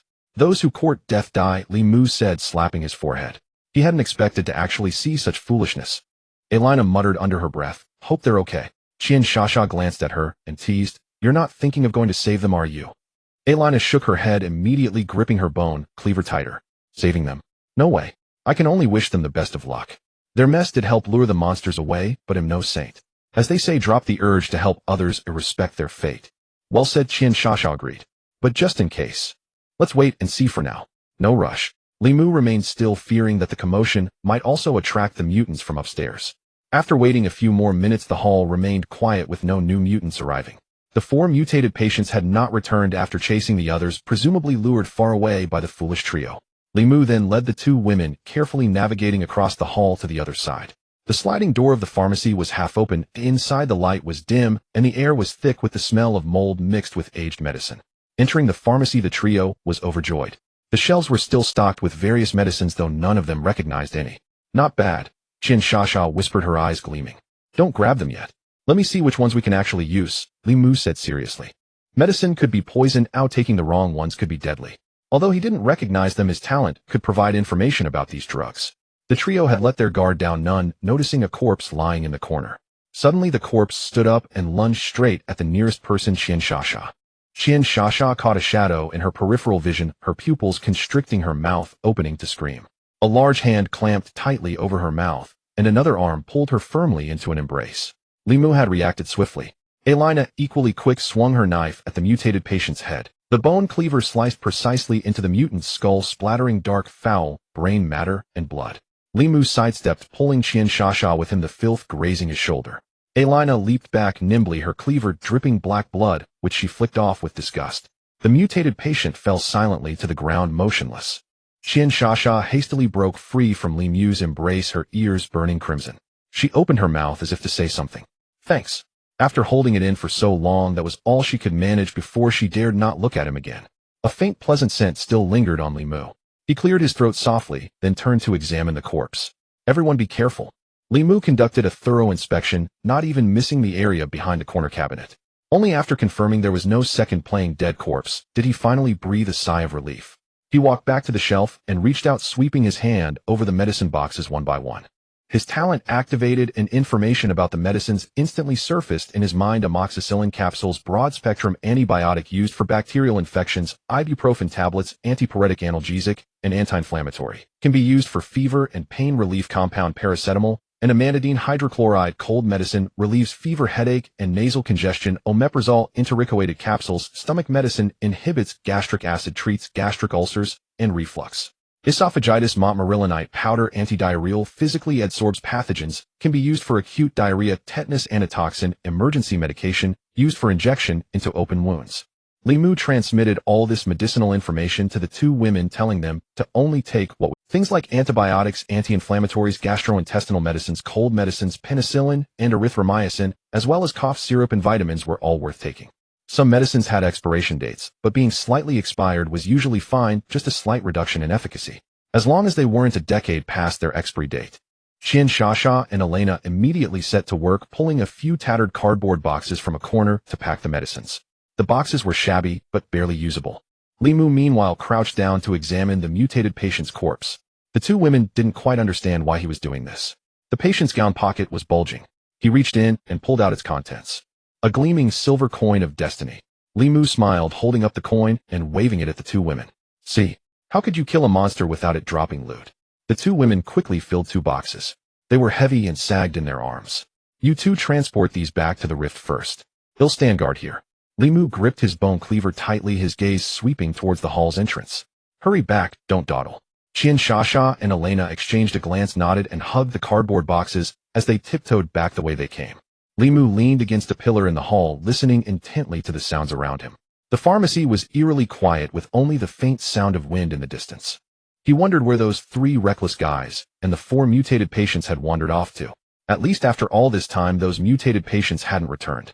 He felt the silver coin of destiny in his pocket, a slight smile touching his lips.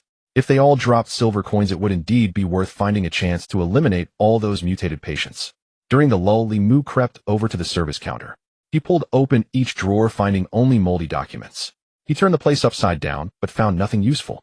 The computer screen on the counter was mostly shattered, the mainframe case was kicked in, and the keyboard was missing most of its keys. He shook his head. Suddenly, beneath a pile of documents on the desk, he spotted a diary, also tattered and worn. Holding his breath, Li Mu pinched the edge of the diary and carefully flipped it open. A musty smell mixed with the scent of dried blood assaulted his senses. Many pages were stuck together and tore at the slightest touch. He managed to find a few legible pages, the handwriting scrawled and darkened, barely readable. Month X day X, the hospital received several special patients sent by so-and-so. The director even received them personally. Month X day X, my best friend Xiao Yu was assigned to those patients. Apparently each one had a persistent high fever, and the director said it was a special virus, so they were quarantined. Month X day X, one of them, called Old Joe, started biting people. His strength was inhuman. So-and-so got bitten on the arm and started having a fever and talking nonsense. Half an hour later, the director wouldn't let us call the police, saying someone would come to handle it. But today I discovered the door to the quarantine area was locked from the outside. The following pages were all covered in bloodstains. Li Mu kept turning until he reached the last page with writing. He could only faintly make out the final line, bad people. The director. Don't trust. The writing stopped abruptly. Li Mu closed the diary, his brow furrowed. Li Mu gently placed the diary back on the desk and looked up, lost in thought. That director was definitely not a good person. He must have been the one who caused the hospital to end up like this. No wonder his director's office was a high-risk area. Perhaps the director was still in his office. He must be the final boss. He stood up, his gaze heavy as he swept it across the hall. Even with Elena's help, he probably wasn't a match. He was self-aware enough for that. He wasn't about to court death. Soon the two women returned panting. What's the next step? Li Mu stood up and pointed downwards. To the underground morgue. Qian Shasha's face paled. Isn't that the mortuary? Exactly, Li Mu nodded. It's a hidden area with an extremely powerful weapon that's effective against these mutated patients. Elena also frowned, clearly reluctant. Seeing their resistance, Li Mu smiled. Don't worry, dead people are easier to deal with than these mutated patients. The two women exchanged a look and reluctantly nodded. But the path there is blocked. We need to find a hidden passage down. The three of them quickly split up to search. Qian Shasha silently prayed, don't find it, don't find it, don't find it. Li Mu meanwhile moved along the wall, knocking and listening to each section, checking for any hidden mechanisms. Elena discovered a ventilation shaft blowing out cold air. There's a ventilation shaft here, Elena called everyone over. Could this lead down below? Possibly. Li Mu nodded. He then dragged over a metal-framed chair, stepped on it to test its stability. He wedged the bone cleaver into the edge of the grill and pried it forcefully. The rusted screws flew off and the grill clattered to the ground. He braced himself against the shaft opening, pushed with his arms, and crawled inside. The shaft was thick with dust. A cold draft blew up from the depths, carrying a pungent smell of formalin. Follow me, be careful. Elena didn't hesitate as she placed her hands on the edge and climbed in. Qian Shasha stood on the chair, staring at the dark shaft opening, her legs trembling. She took a deep breath, gritted her teeth, closed her eyes, and crawled in. As expected, the ventilation shaft did lead to the morgue. Li Mu didn't rush out. The crawling journey here, including a drop downwards that they had to jump, had made quite a bit of noise. He lay prone at the shaft opening, squinting through the rusted grill to survey the underground space. The morgue was larger than he had imagined. Most of the fluorescent lights above were out. The few remaining ones flickered and buzzed, struggling to stay lit, as if they might give out at any moment. The air was thick with the potent smell of formalin and decay mixed with an indescribable foul. Several metal gurneys lay scattered haphazardly in the corners, covered with grayish-blue sheets, their bulging contours vaguely resembling human shapes. The floor was littered with various instruments and broken medicine bottles. Dried dark red stains trailed from somewhere all the way to the door. Li Mu exerted force, knocked the broken grill loose, and flipped down to the floor. The moment he landed, he drew his pistol, its muzzle sweeping across every corner of the room. After confirming there was no threat, one by one he looked up and whispered to the two women, jump down. They'll catch you. Elena was the first to drop and was caught steadily. Qian Shasha closed her eyes and let go. Before her scream could escape, she landed in a pair of strong arms. Li Mu gently set Qian Shasha down, the tremor of her waist still lingering in his palms. Search everywhere, he said in a low voice, walking towards the metal gurney first. The three of them immediately began searching the area. Elena pulled open a refrigeration drawer. It was empty. Qian Shasha, trembling, picked up a first aid kit from the floor. Inside was half a bottle of iodine and a roll of gauze. Li Mu skirted around the gurney, his eyes settling on an inconspicuous briefcase in the corner. The surface was stained with dark red blotches, and the lock was already broken. He crouched down, ready to pry open the lid with the tip of his knife.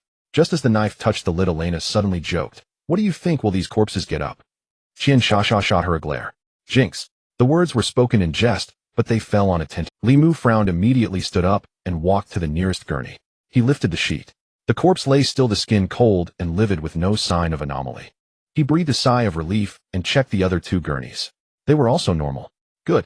Before the words faded, a dull thump suddenly echoed from the row of refrigeration cabinets behind them, as if something had slammed hard against the door from the inside. No way. The three of them all stared towards the cabinet door. 30 minutes earlier, the three thugs led by Yellow Hair were scrambling in a desperate panicked flight, running faster than they ever had in their lives. Behind them were the four mutated patients. Though not swift, they moved at the pace of a trotting human. Yellow Hair's trio reached their vehicle first. Their car, an old Volkswagen Santana, was parked next to Lemieux's group. Yellow Hair assumed Lemieux's team must have cleared the area, which emboldened his arrogance. But to his surprise, his act of bravado failed. The three got into the car with Yellow Hair in the driver's seat, ready to start the engine. "Hurry up." The two in the back seat frantically slapped the upholstery. Yellow Hair turned the key. The engine coughed dryly but refused to ignite. Sweat beaded on his forehead. He tried again, but it was no use. "Damn it. It won't start. Press the gas, you idiot." Yellow Hair stomped the accelerator a few times and turned the key once more. The engine only emitted a feeble where the battery light was on and the fuel gauge hovered near empty. The mutated patients were drawing closer. "It might be an engine failure," the lanky companion said, his voice rushed as he stared at the dashboard. "I used to work in auto repair. It's not a big issue, or I can probably fix it. But someone needs to lure those monsters away to buy me time." As his words fell, an instant of silence enveloped the car. Both pairs of eyes fixed on Yellow Hair. They had previously shared their talents. His was exceptional speed with a bonus to his velocity stat. Yellow Hair's face paled as he grasped their intent. "No way," he cried, his voice cracking. "Why me? If you don't go, we all die." The lanky man gritted his teeth and growled. "You're fast, you'll be fine." Yellow Hair cursed, "Damn it," and shoved the car door open, stepping out. He waved wildly at the mutated patients and shouted, "Come on, come get me." The four monsters indeed turned and chased after him. Yellow Hair bolted, his speed indeed impressive. The lanky man immediately jumped out, popped the hood, and swiftly inspected the cables and spark plugs. Over 10 minutes later, Yellow Hair returned, panting heavily, his legs feeling like lead. "Is it fixed, eh?" His voice was hoarse. The lanky man was drenched in sweat. "Hold on, almost there." Yellow Hair looked back. The four monsters had caught up again, now less than 20 meters away. "I can't wait any longer. I can't run anymore." He leaned against the car door, dry heaving, utterly exhausted. He grew tired, pushed to his limits, but the mutated patients, relentless, drew nearer, low growls rumbling in their throats. Yellow Hair yanked open the door and scrambled into the back seat. "Get in. Close the door. Hurry." The lanky man abandoned the repairs, vaulted into the driver's seat, and slammed the door just as the mutants pounced. Thud after thud pounded against the windows. The windshield gave way, first a web of cracks exploding from its center. The female member in the back seat screamed in terror, her face a mess of tears and snot. Yellow Hair curled up on the seat, eyes vacant, body trembling. The lanky man frantically held the door locked, but the thin metal wouldn't hold for long. Another fist fell, and the window shattered entirely. Just then a silver-black Jeep roared in like a bolt of lightning. Tires screeched against the ground in a piercing howl. With a flawless drift and abrupt stop, the vehicle came to a steady halt nearby. The doors swung open simultaneously. The first to step out was a stunningly beautiful woman, her jet-black hair slightly wavy at the shoulders. Her face was icily exquisite, her brows and eyes sharp with an imposing edge. She wore a sharply tailored black tactical jacket, its zipper slanting down to her collarbone, revealing a dark gray turtleneck underneath. A wide leather belt cinched her slender yet toned waist. Below, she sported slim black trousers tucked into ankle-high combat boots, the heels clicking crisply against the ground as she walked. Her pace was unhurried, a few strands of black hair lifted by the breeze revealing her clean jawline and indifferent lips. Her eyes narrowed slightly as she swept her gaze over the shattered window, devoid of any extra emotion. It wasn't apathy, but rather the calm of someone accustomed to such scenes. Then she glanced at the mutated patients, her gaze as cold as ice shards, her expression betraying nothing. The scene from the passenger side was entirely different. A vibrant youthful girl emerged, her hair in pigtails, wearing a pink hoodie and a pleated skirt with white sneakers on her feet. She blinked, her large round eyes, tilted her head to look at the snarling monsters, and instead of fear, she broke into a sweet smile, her two small fangs peeking out. "Cousin, they're all yours." The girl smiled sweetly, seemingly without a care. As her words faded, the four mutated patients were lured, turning and snarling toward the Jeep. The beautiful woman let out a cold laugh, pulled a long sword from the back seat, and with a flash of cold steel, she charged at the mutants. Her blade swept horizontally, cleaving the foremost mutant diagonally from left shoulder to right ribs, black blood splattering. She sidestepped to avoid the spray and spun her sword to sever a second arm, sending the limb flying. With steady steps, each strike precisely found the joints. In less than 10 seconds, all four monsters were dismembered, their severed limbs twitching and writhing on the ground, entrails spilling everywhere. The girl pinched her nose and hopped over, complaining, "Cousin, that's disgusting." The beautiful woman flicked the black blood from her blade and said calmly, "It's safe now." Though not fully killed, reduced to such scattered pieces they posed no further threat. Inside the car, Yellow Hair's trio stared in shock, their jaws hanging open. Holy crap! Is that something a human can do? The lanky man stammered. Yellow Hair swallowed hard, his legs nearly giving way. She's a master. A true master indeed. The three scrambled out of the car, bowing deeply, their voices trembling. Thank you both for saving our lives. Thank you. The girl stepped forward, clapped her hands, and said with a grin, don't just thank us. How about something practical like supplies or food? Yellow Hair's trio was instantly awkward, exchanging glances. They didn't have much in the way of supplies. Well, Yellow Hair stammered, unsure what to say. The beautiful woman waved her hand dismissively, her expression indifferent. Saving you is just on the way. With your pathetic skills, you'd better get going. With that, she turned and walked away without another glance.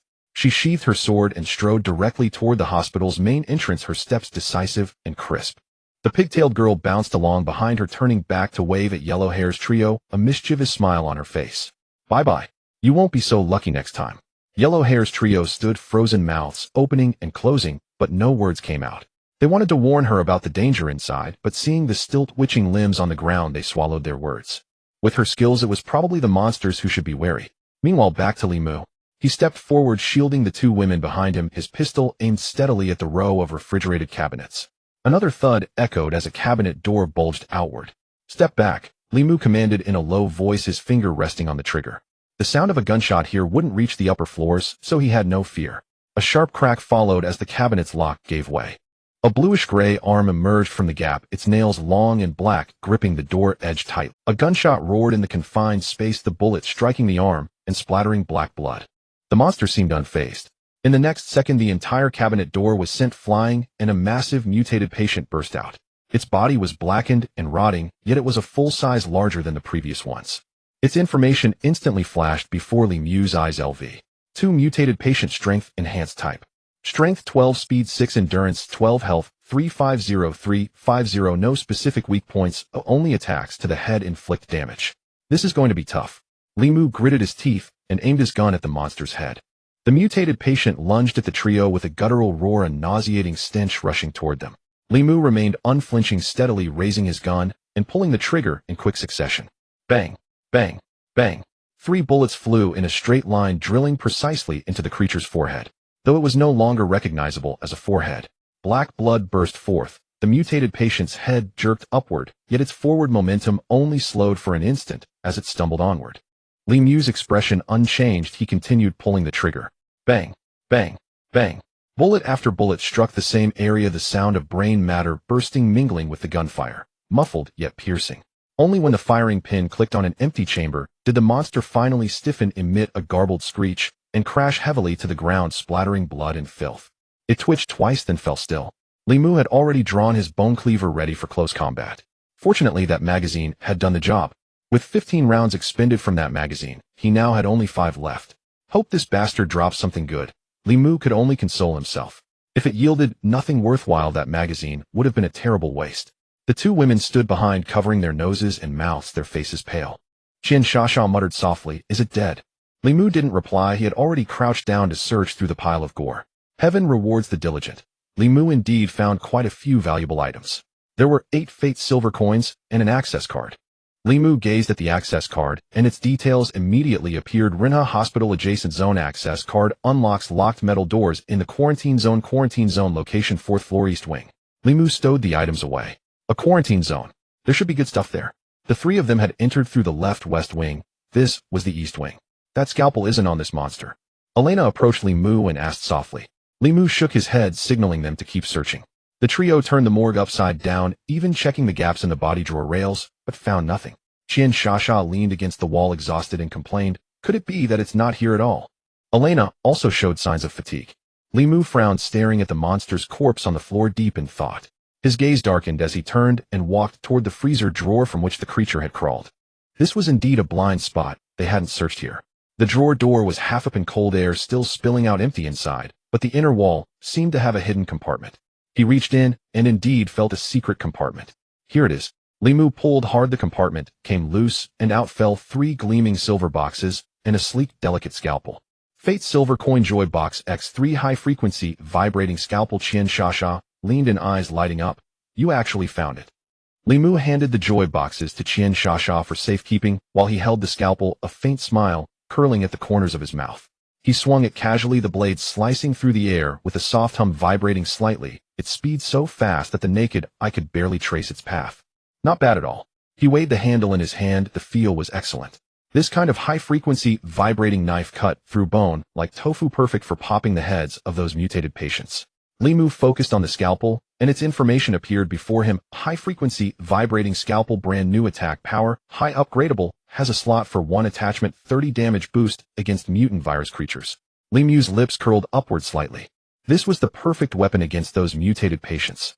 With the scalpel in hand, he could stride through this hospital unopposed. Oh right, I can still add attachments. Li Mu suddenly remembered. He pulled the 2 attachments from his pocket. It was a good thing he had kept them on him instead of storing them away. After some thought, he decided the strengthening attachment was better suited for the scalpel. The combustion attachment didn't quite match. The combustion attachment would be better used on a ranged weapon. Without further ado, Li Mu installed the strengthening attachment onto the scalpel. A flash of blue light, and the attachment silently merged into the handle, then vanished. The blade trembled slightly, and fine silver patterns emerged on the edge before fading away. Li Mu swung it again. The sound of cutting air was sharper than before, and the handle felt even more comfortable in his palm. Strengthening attachment installed, attack power increased. Li Mu tucked the scalpel at his waist, and called out to the 2 women, "Got the goods, time to leave." Elena looked up at the dark ventilation shaft on the ceiling, her mouth twitching slightly as she complained, "We're not crawling back through that, are we?" Li Mu shook his head, scanning the entire morgue. Normally after defeating a monster and looting there should be another path. As soon as he spoke, Qian Shasha suddenly cried out, "Look!" She pointed at the elevator in the corner, which had been unresponsive. Now the floor display flickered to life, showing a single number 1. The 3 squeezed into the elevator, and the metal door clanged shut. "Only goes to the first floor." "That'll do." After a grating mechanical screech, the elevator slowly ascended. When the door opened again, they were in the main lobby. It looked just as they had left it. "Wait, something's off." Li Mu's gaze sharpened as he held the 2 women back, signaling them to be quiet. He quickly scanned the area, and a holographic image appeared before him. Rinha Hospital, first floor, exploration progress 62. But he distinctly remembered it was 55 when they left. He lowered his voice, becoming alert, and drew his pistol. "Someone else has been here, be careful." Li Mu took the lead, moving cautiously. Qian Shasha clenched her fists nervously while Elena had already gripped the bone cleaver. "Could it be that blonde guy from earlier?" Qian Shasha whispered. "Probably not," Li Mu shook his head. Elena agreed, but she also didn't think it was the blonde. The trio carefully made their way back to the pharmacy. Sure enough, more medicine had been taken. Li Mu raised his chin, signaling to the 2 women that group might have already gone upstairs. They returned to the crack in the west wing where they had entered. The stacked medicine boxes were still untouched. Li Mu sighed in relief, bent down, and picked up 2 boxes. "Let's take these back to the car first to avoid any surprises." Qian Shasha and Elena followed behind. But when they returned to the parking spot, the trio was stunned. The blonde and his group had left, but the ground was covered in writhing, severed limbs, and remains disgusting and horrifying. Qian Shasha couldn't hold it in and vomited. Li Mu looked at the remains, then at the hospital building, and Li Mu's expression turned grave. The opponent's strength was undeniable, absolutely formidable, perhaps even on par with his own. But he had no idea if they were friend or foe. Driving away now would be the wisest choice. Yet Li Mu felt a reluctance to leave, wanting to go back into the hospital. Not to mention the director's office on the 6th floor, he was still eager to visit the quarantine zone on the 4th floor. Otherwise that access card would go to waste. Li Mu turned to the 2 women and asked in a grave tone, "There are 2 choices now. 1, leave now, we have enough supplies for a while." Then he held up the access card before them. 2, go back into the hospital to search more, and check out the quarantine zone on the 4th floor, we might find something better. He expected Elena to be the first to say go in, and Qian Shasha to shake her head and say leave. Instead, Qian Shasha spoke first, her tone somewhat defiant. "Just leave like this? With this huge hospital, we only carried out 2 boxes of medicine. Might as well have come back empty-handed." She paused, then added, "Besides, if there's real danger, I'll just sell you out and run. You're tough enough to take it anyway." Li Mu's mouth twitched. Although he did want the 2 women to act that way, Qian Shasha's tone now still. Elena, however, laughed, her tone light and casual. "Don't worry, I won't abandon you and run." Li Mu looked at Qian Shasha, then at Elena, and nodded. "All right, let's go back." Li Mu gazed at the hospital building, a confident smile spreading across his face. The 3 of them placed the medical kit into their storage space and checked their equipment. They didn't rush in, but took a moment to rest. They ate some biscuits and bread, drank a bottle of water, and recovered a fair amount of strength. Li Mu also brought a few bars of chocolate. He loaded the last 5 bullets into his gun, tucked the scalpel into the most convenient spot at his waist, and gave the 2 women a chin lift. "Let's go." This time they entered directly through the main door, crossing the hall, without pause to find us. The emergency lights in the corridor flickered, and their footsteps echoed loudly in the confined space. With each step up, Li Mu raised his gun to aim at the corners. The fire door on the second floor was half open, with a dent from a violent kick on the panel. Li Mu slipped inside, sideways, his gun sweeping across the hallway. The east wing was lined with consultation rooms, dermatology, ENT, gastroenterology. The nameplates hung, "Ask You Some," already fallen to the floor. The west wing housed the CT room, lab, and ultrasound area. Most of the glass windows were shattered, and the floor was littered with rotting documents and dried bloodstains. More importantly, the remains of mutated patients lay scattered across the ground. They had been hacked apart by sharp weapons. The cuts, clean white bone, exposed some limbs still twitching faintly, just like the ones outside. The attacker struck ruthlessly, each blow aimed at dismemberment. Qian Shasha covered her mouth as half an arm rolled past her foot, forcing herself not to vomit. Elena crouched to examine the cut and looked up at Li Mu. "A very sharp weapon, faster than our cleaver." Li Mu nodded without a word. The three quickly swept through each consultation room. The medicine cabinets were nearly empty, and even the disinfectant, alcohol, and bandages in the examination rooms had been taken. This team had looted thoroughly but swiftly, no sign of chaotic rummaging. Professional and purposeful. Up to the third floor. As he stepped onto the stairs, a dull thud echoed from above. Boom! Crash! It sounded like a heavy object being knocked over, followed by hurried footsteps. Someone was running. And there were low growls, more than one. The three exchanged glances. Li Mu lowered his voice. "Up to the third floor, stay close to me, be careful." The growls in the stairwell grew closer, mingled with the sharp clang of metal. Li Mu moved quietly, climbing floor by floor. Elena pressed close behind him, cleaver held before her, with Qian Shasha at the rear. The fire door on the third floor was half open, with a deep sword mark on the frame. Li Mu squeezed through sideways. The corridor was strewn with mutated patient remains. Severed limbs and shredded flesh covered the floor, black blood splattered everywhere. Qian Shasha stepped on a finger and nearly slipped, but Elena grabbed her. They followed the sounds of combat across the entire corridor, the noise coming from the far end of the west wing. Li Mu moved quickly along the wall past the last consultation room, and the view opened up. It was the dispensing hall at the end of the west wing, now badly damaged. In the center of the hall, a beautiful woman was locked in battle with two mutated nurses. Meanwhile, another young girl stood in a corner, anxiously cheering her on. The woman's black tactical jacket bore several new tiers, but her movements remained agile. Her long sword danced in her hands like a silver serpent. Yet the blade that had once cut through mutated patients like vegetables now only left shallow wounds on the nurses, oozing black blood without injuring the bone. The two mutated nurses wore uniforms whose original colors were unrecognizable, moving with terrifying speed. Their skin was a pale gray like flesh, long soaked with nails that were long, sharp, and dull in luster. They were incredibly fast, far beyond the other mutants. One nurse lunged forward, her fingers aimed straight at the woman's face. The woman sidestepped, slashing backhand across the nurse's arm. The blade cut through skin but lodged in the bone without severing it. She quickly withdrew and retreated, but the nurse only staggered, the black flesh writhing at the wound before she lunged again. The other nurse circled from the side, moving even faster, almost a blur. The woman had no time to recover, her sword bending sharply as a few strands of black hair were severed by the nails drifting in the air. Li Mu stared at the fighting figure, a powerful wave of familiarity washing over him. No way. Li Mu's eyes widened, trying to see clearly, but information about one of the mutated nurses appeared before him. First LV. 1 mutated nurse, strength 8, speed 10, endurance 9, HB 185-200. The virus has spread throughout the body, increasing physical defense. Attacking the brain does not eliminate this mutant. Deep within the heart's gate lies a viral tumor. Striking there can kill instantly. Then information about the beautiful woman appeared before Li Mu. Player Yuan Yin, 24 years old, strength 10, speed 9, endurance 9, HB 106, 110, health 95100, spirit 92100, status heavy physical exertion, slightly fatigued, talent swordswoman, ability increased proficiency with bladed weapons, significantly enhanced damage. Strength attribute can be boosted. At strength 20, can unleash sword chi, dealing super heavy damage. It really is her. Li Mu looked at Yuan Yin, speaking softly, his expression complex. Without a moment's hesitation, he gripped his scalpel and charged forward. Qian Shasha and Elena were stunned. What was this? Was he trying to be a hero, saving a beauty because she was pretty? In an instant, Li Mu moved like a leopard, crossing into the battle in a few strides, shouting, chest deep in the heart's gate, the viral tumor. Yuan Yin was startled, catching sight of the newcomer out of the corner of her eye, but her hand didn't stop. She had no time to think, twisting her wrist to thrust the sword diagonally, not at the neck, but straight for the center of the mutated nurse's chest. Thud! She put all her strength into the strike. The tip sank in, piercing a hard shell to reach a mass of soft flesh. The mutated nurse convulsed violently, her gray skin cracking rapidly, black blood pouring from every orifice, and she collapsed. On the other side, Li Mu had already closed in on the second nurse. The scalpel flipped between his fingers, a mere cold gleam in its speed.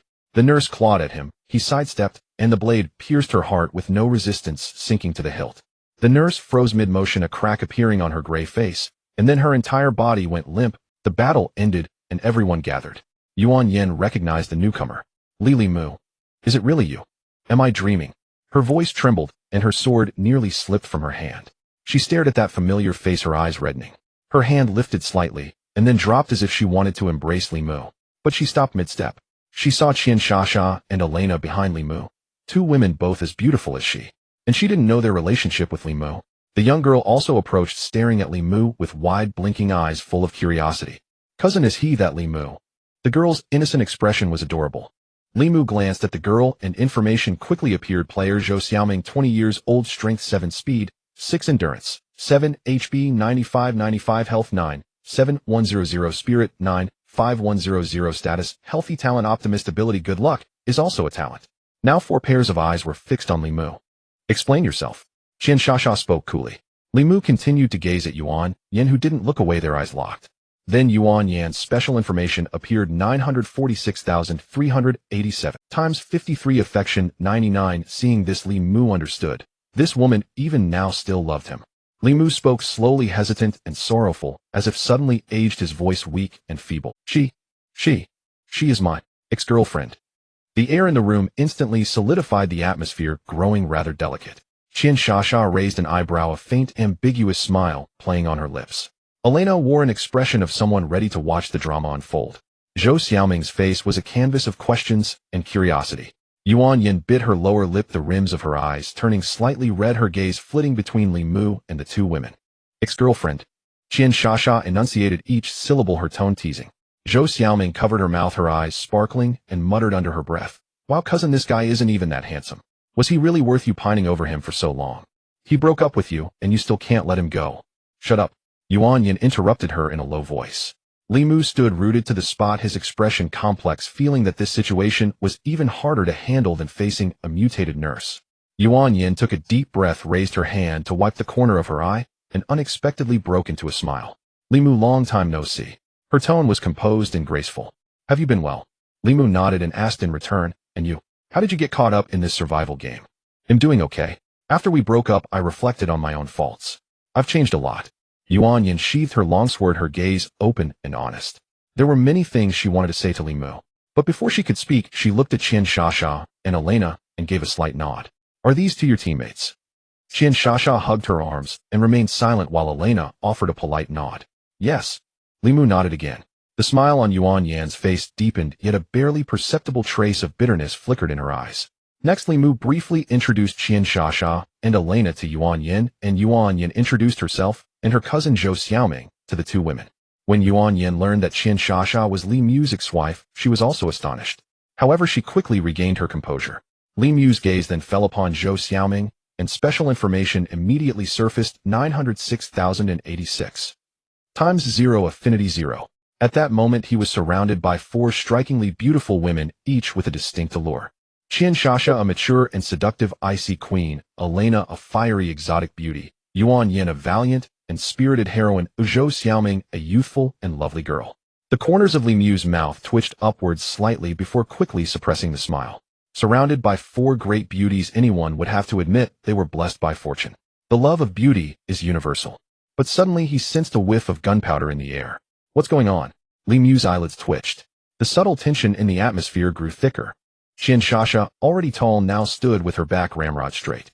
Her collarbone was distinct beneath her swan-like neck, and even her hair strands exuded a cold, aristocratic aloofness. Elena's action of thrusting out her chest was perfectly natural, as if to flaunt her tempting fullness, a provocative smile curling at the corners of her mouth. Yuan Yin made no extra moves, but rolled up her sleeves, revealing her fair, smooth forearms. The hand gripping her sword was exceedingly slender. Even Zhou Xiaoming secretly rose onto her tiptoes. 4 amiable smiles from 4 directions, all aimed at him. These 4 beauties, though silent, seemed to be vying for the title of the most beautiful. Li Mu smiled wryly to himself. Are all women like this? Now is not the time for reminiscing.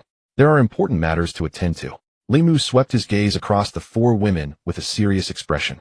As soon as he spoke, the four women almost simultaneously dropped their competitive stances. All right.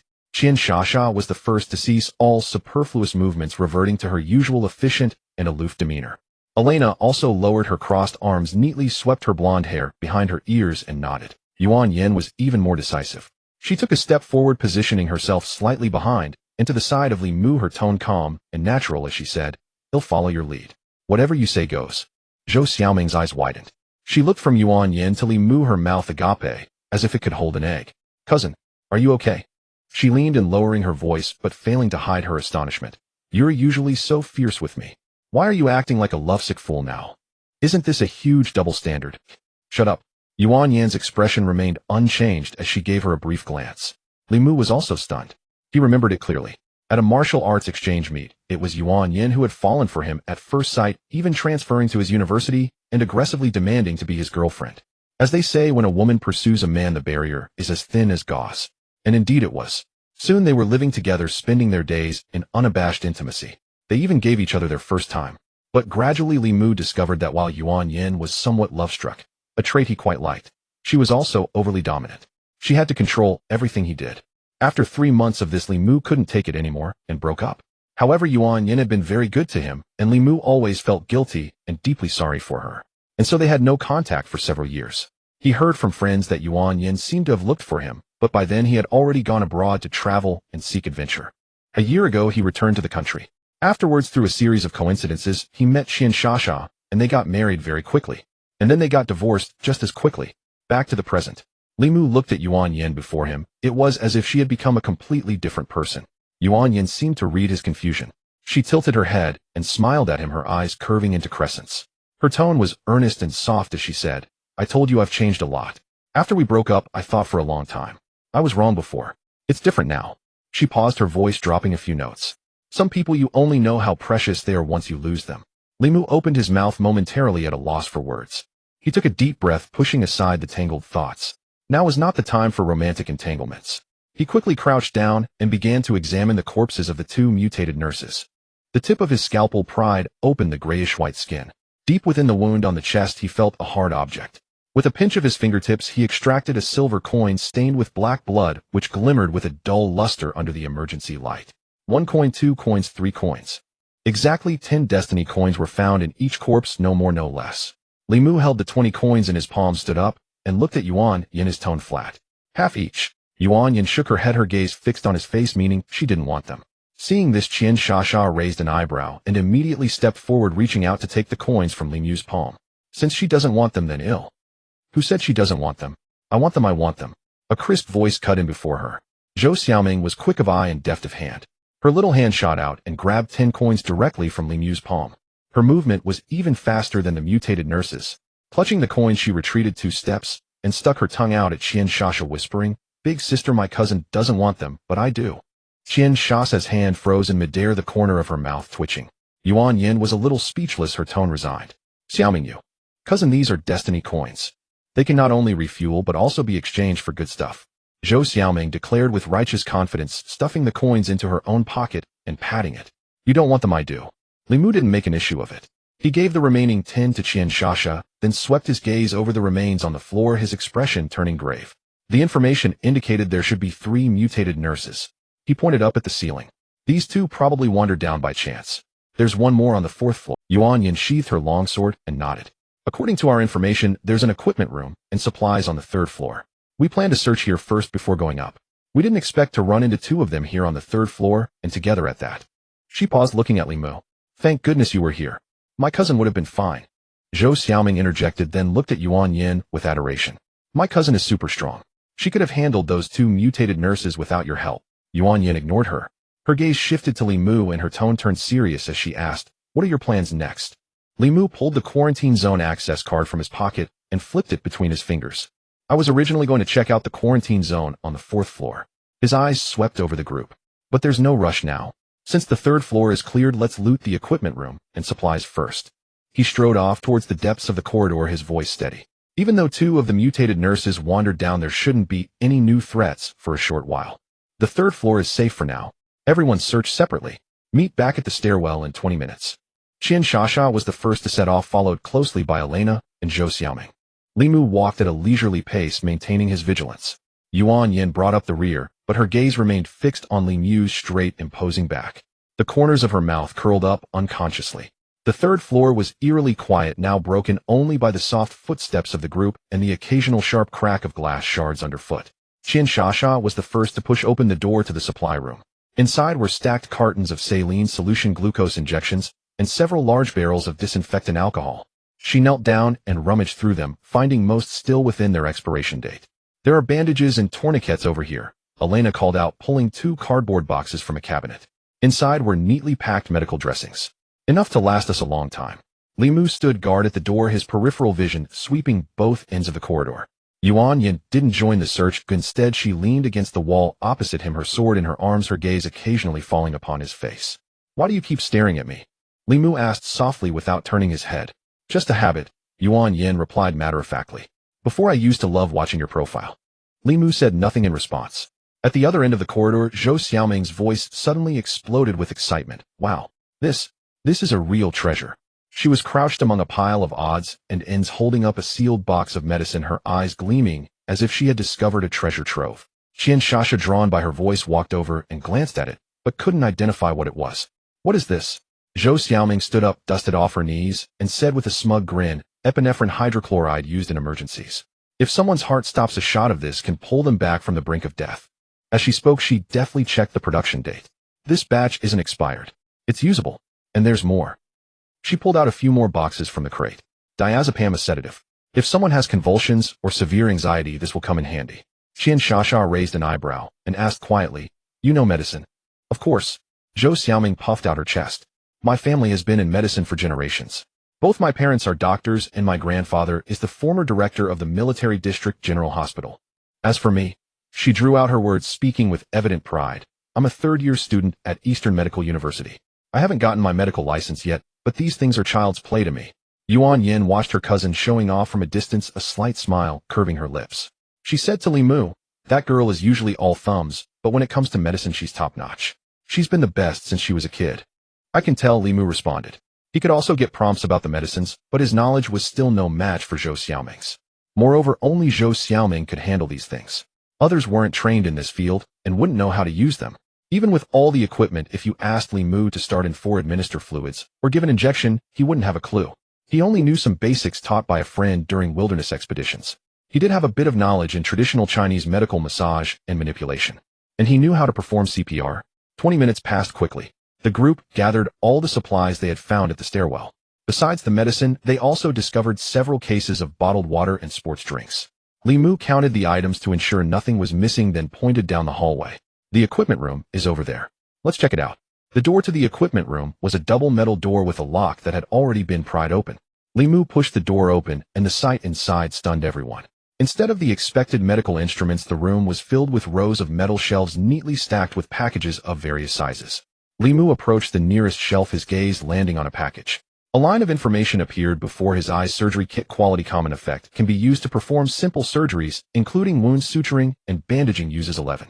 He frowned, then looked at the next box. "Medical kit, quality, common effect, treats light to moderate trauma, stops bleeding, disinfects, and sutures, restores 20 HP, uses 11. Further in there was another type, blood pack, quality, common effect, massively replenishes blood, restores 50 HP, uses 11. This? Li Mu was slightly stunned. It was just like a game. Elena came over to look, her eyebrows lifting slightly.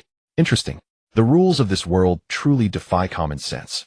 Zhou Xiaoming, however, adapted quickly. She picked up a surgery kit and examined it, then held a blood pack up to the light to observe the liquid inside. If this were in the real world, I'd swear it was a scam. But in this place it should actually work. It seems like with these they don't even need us doctors anymore. She paused, tilting her head in thought. But seriously, how did these things even appear? They couldn't have just materialized out of thin air, could they? Don't dwell on that question, Elena replied with a smile. Li Mu quickly took stock of the items on the shelves: 6 surgery kits, 12 medical kits, and 8 blood packs. Let's move them out first. This should be enough for a while. Qian Shasha didn't rush to help.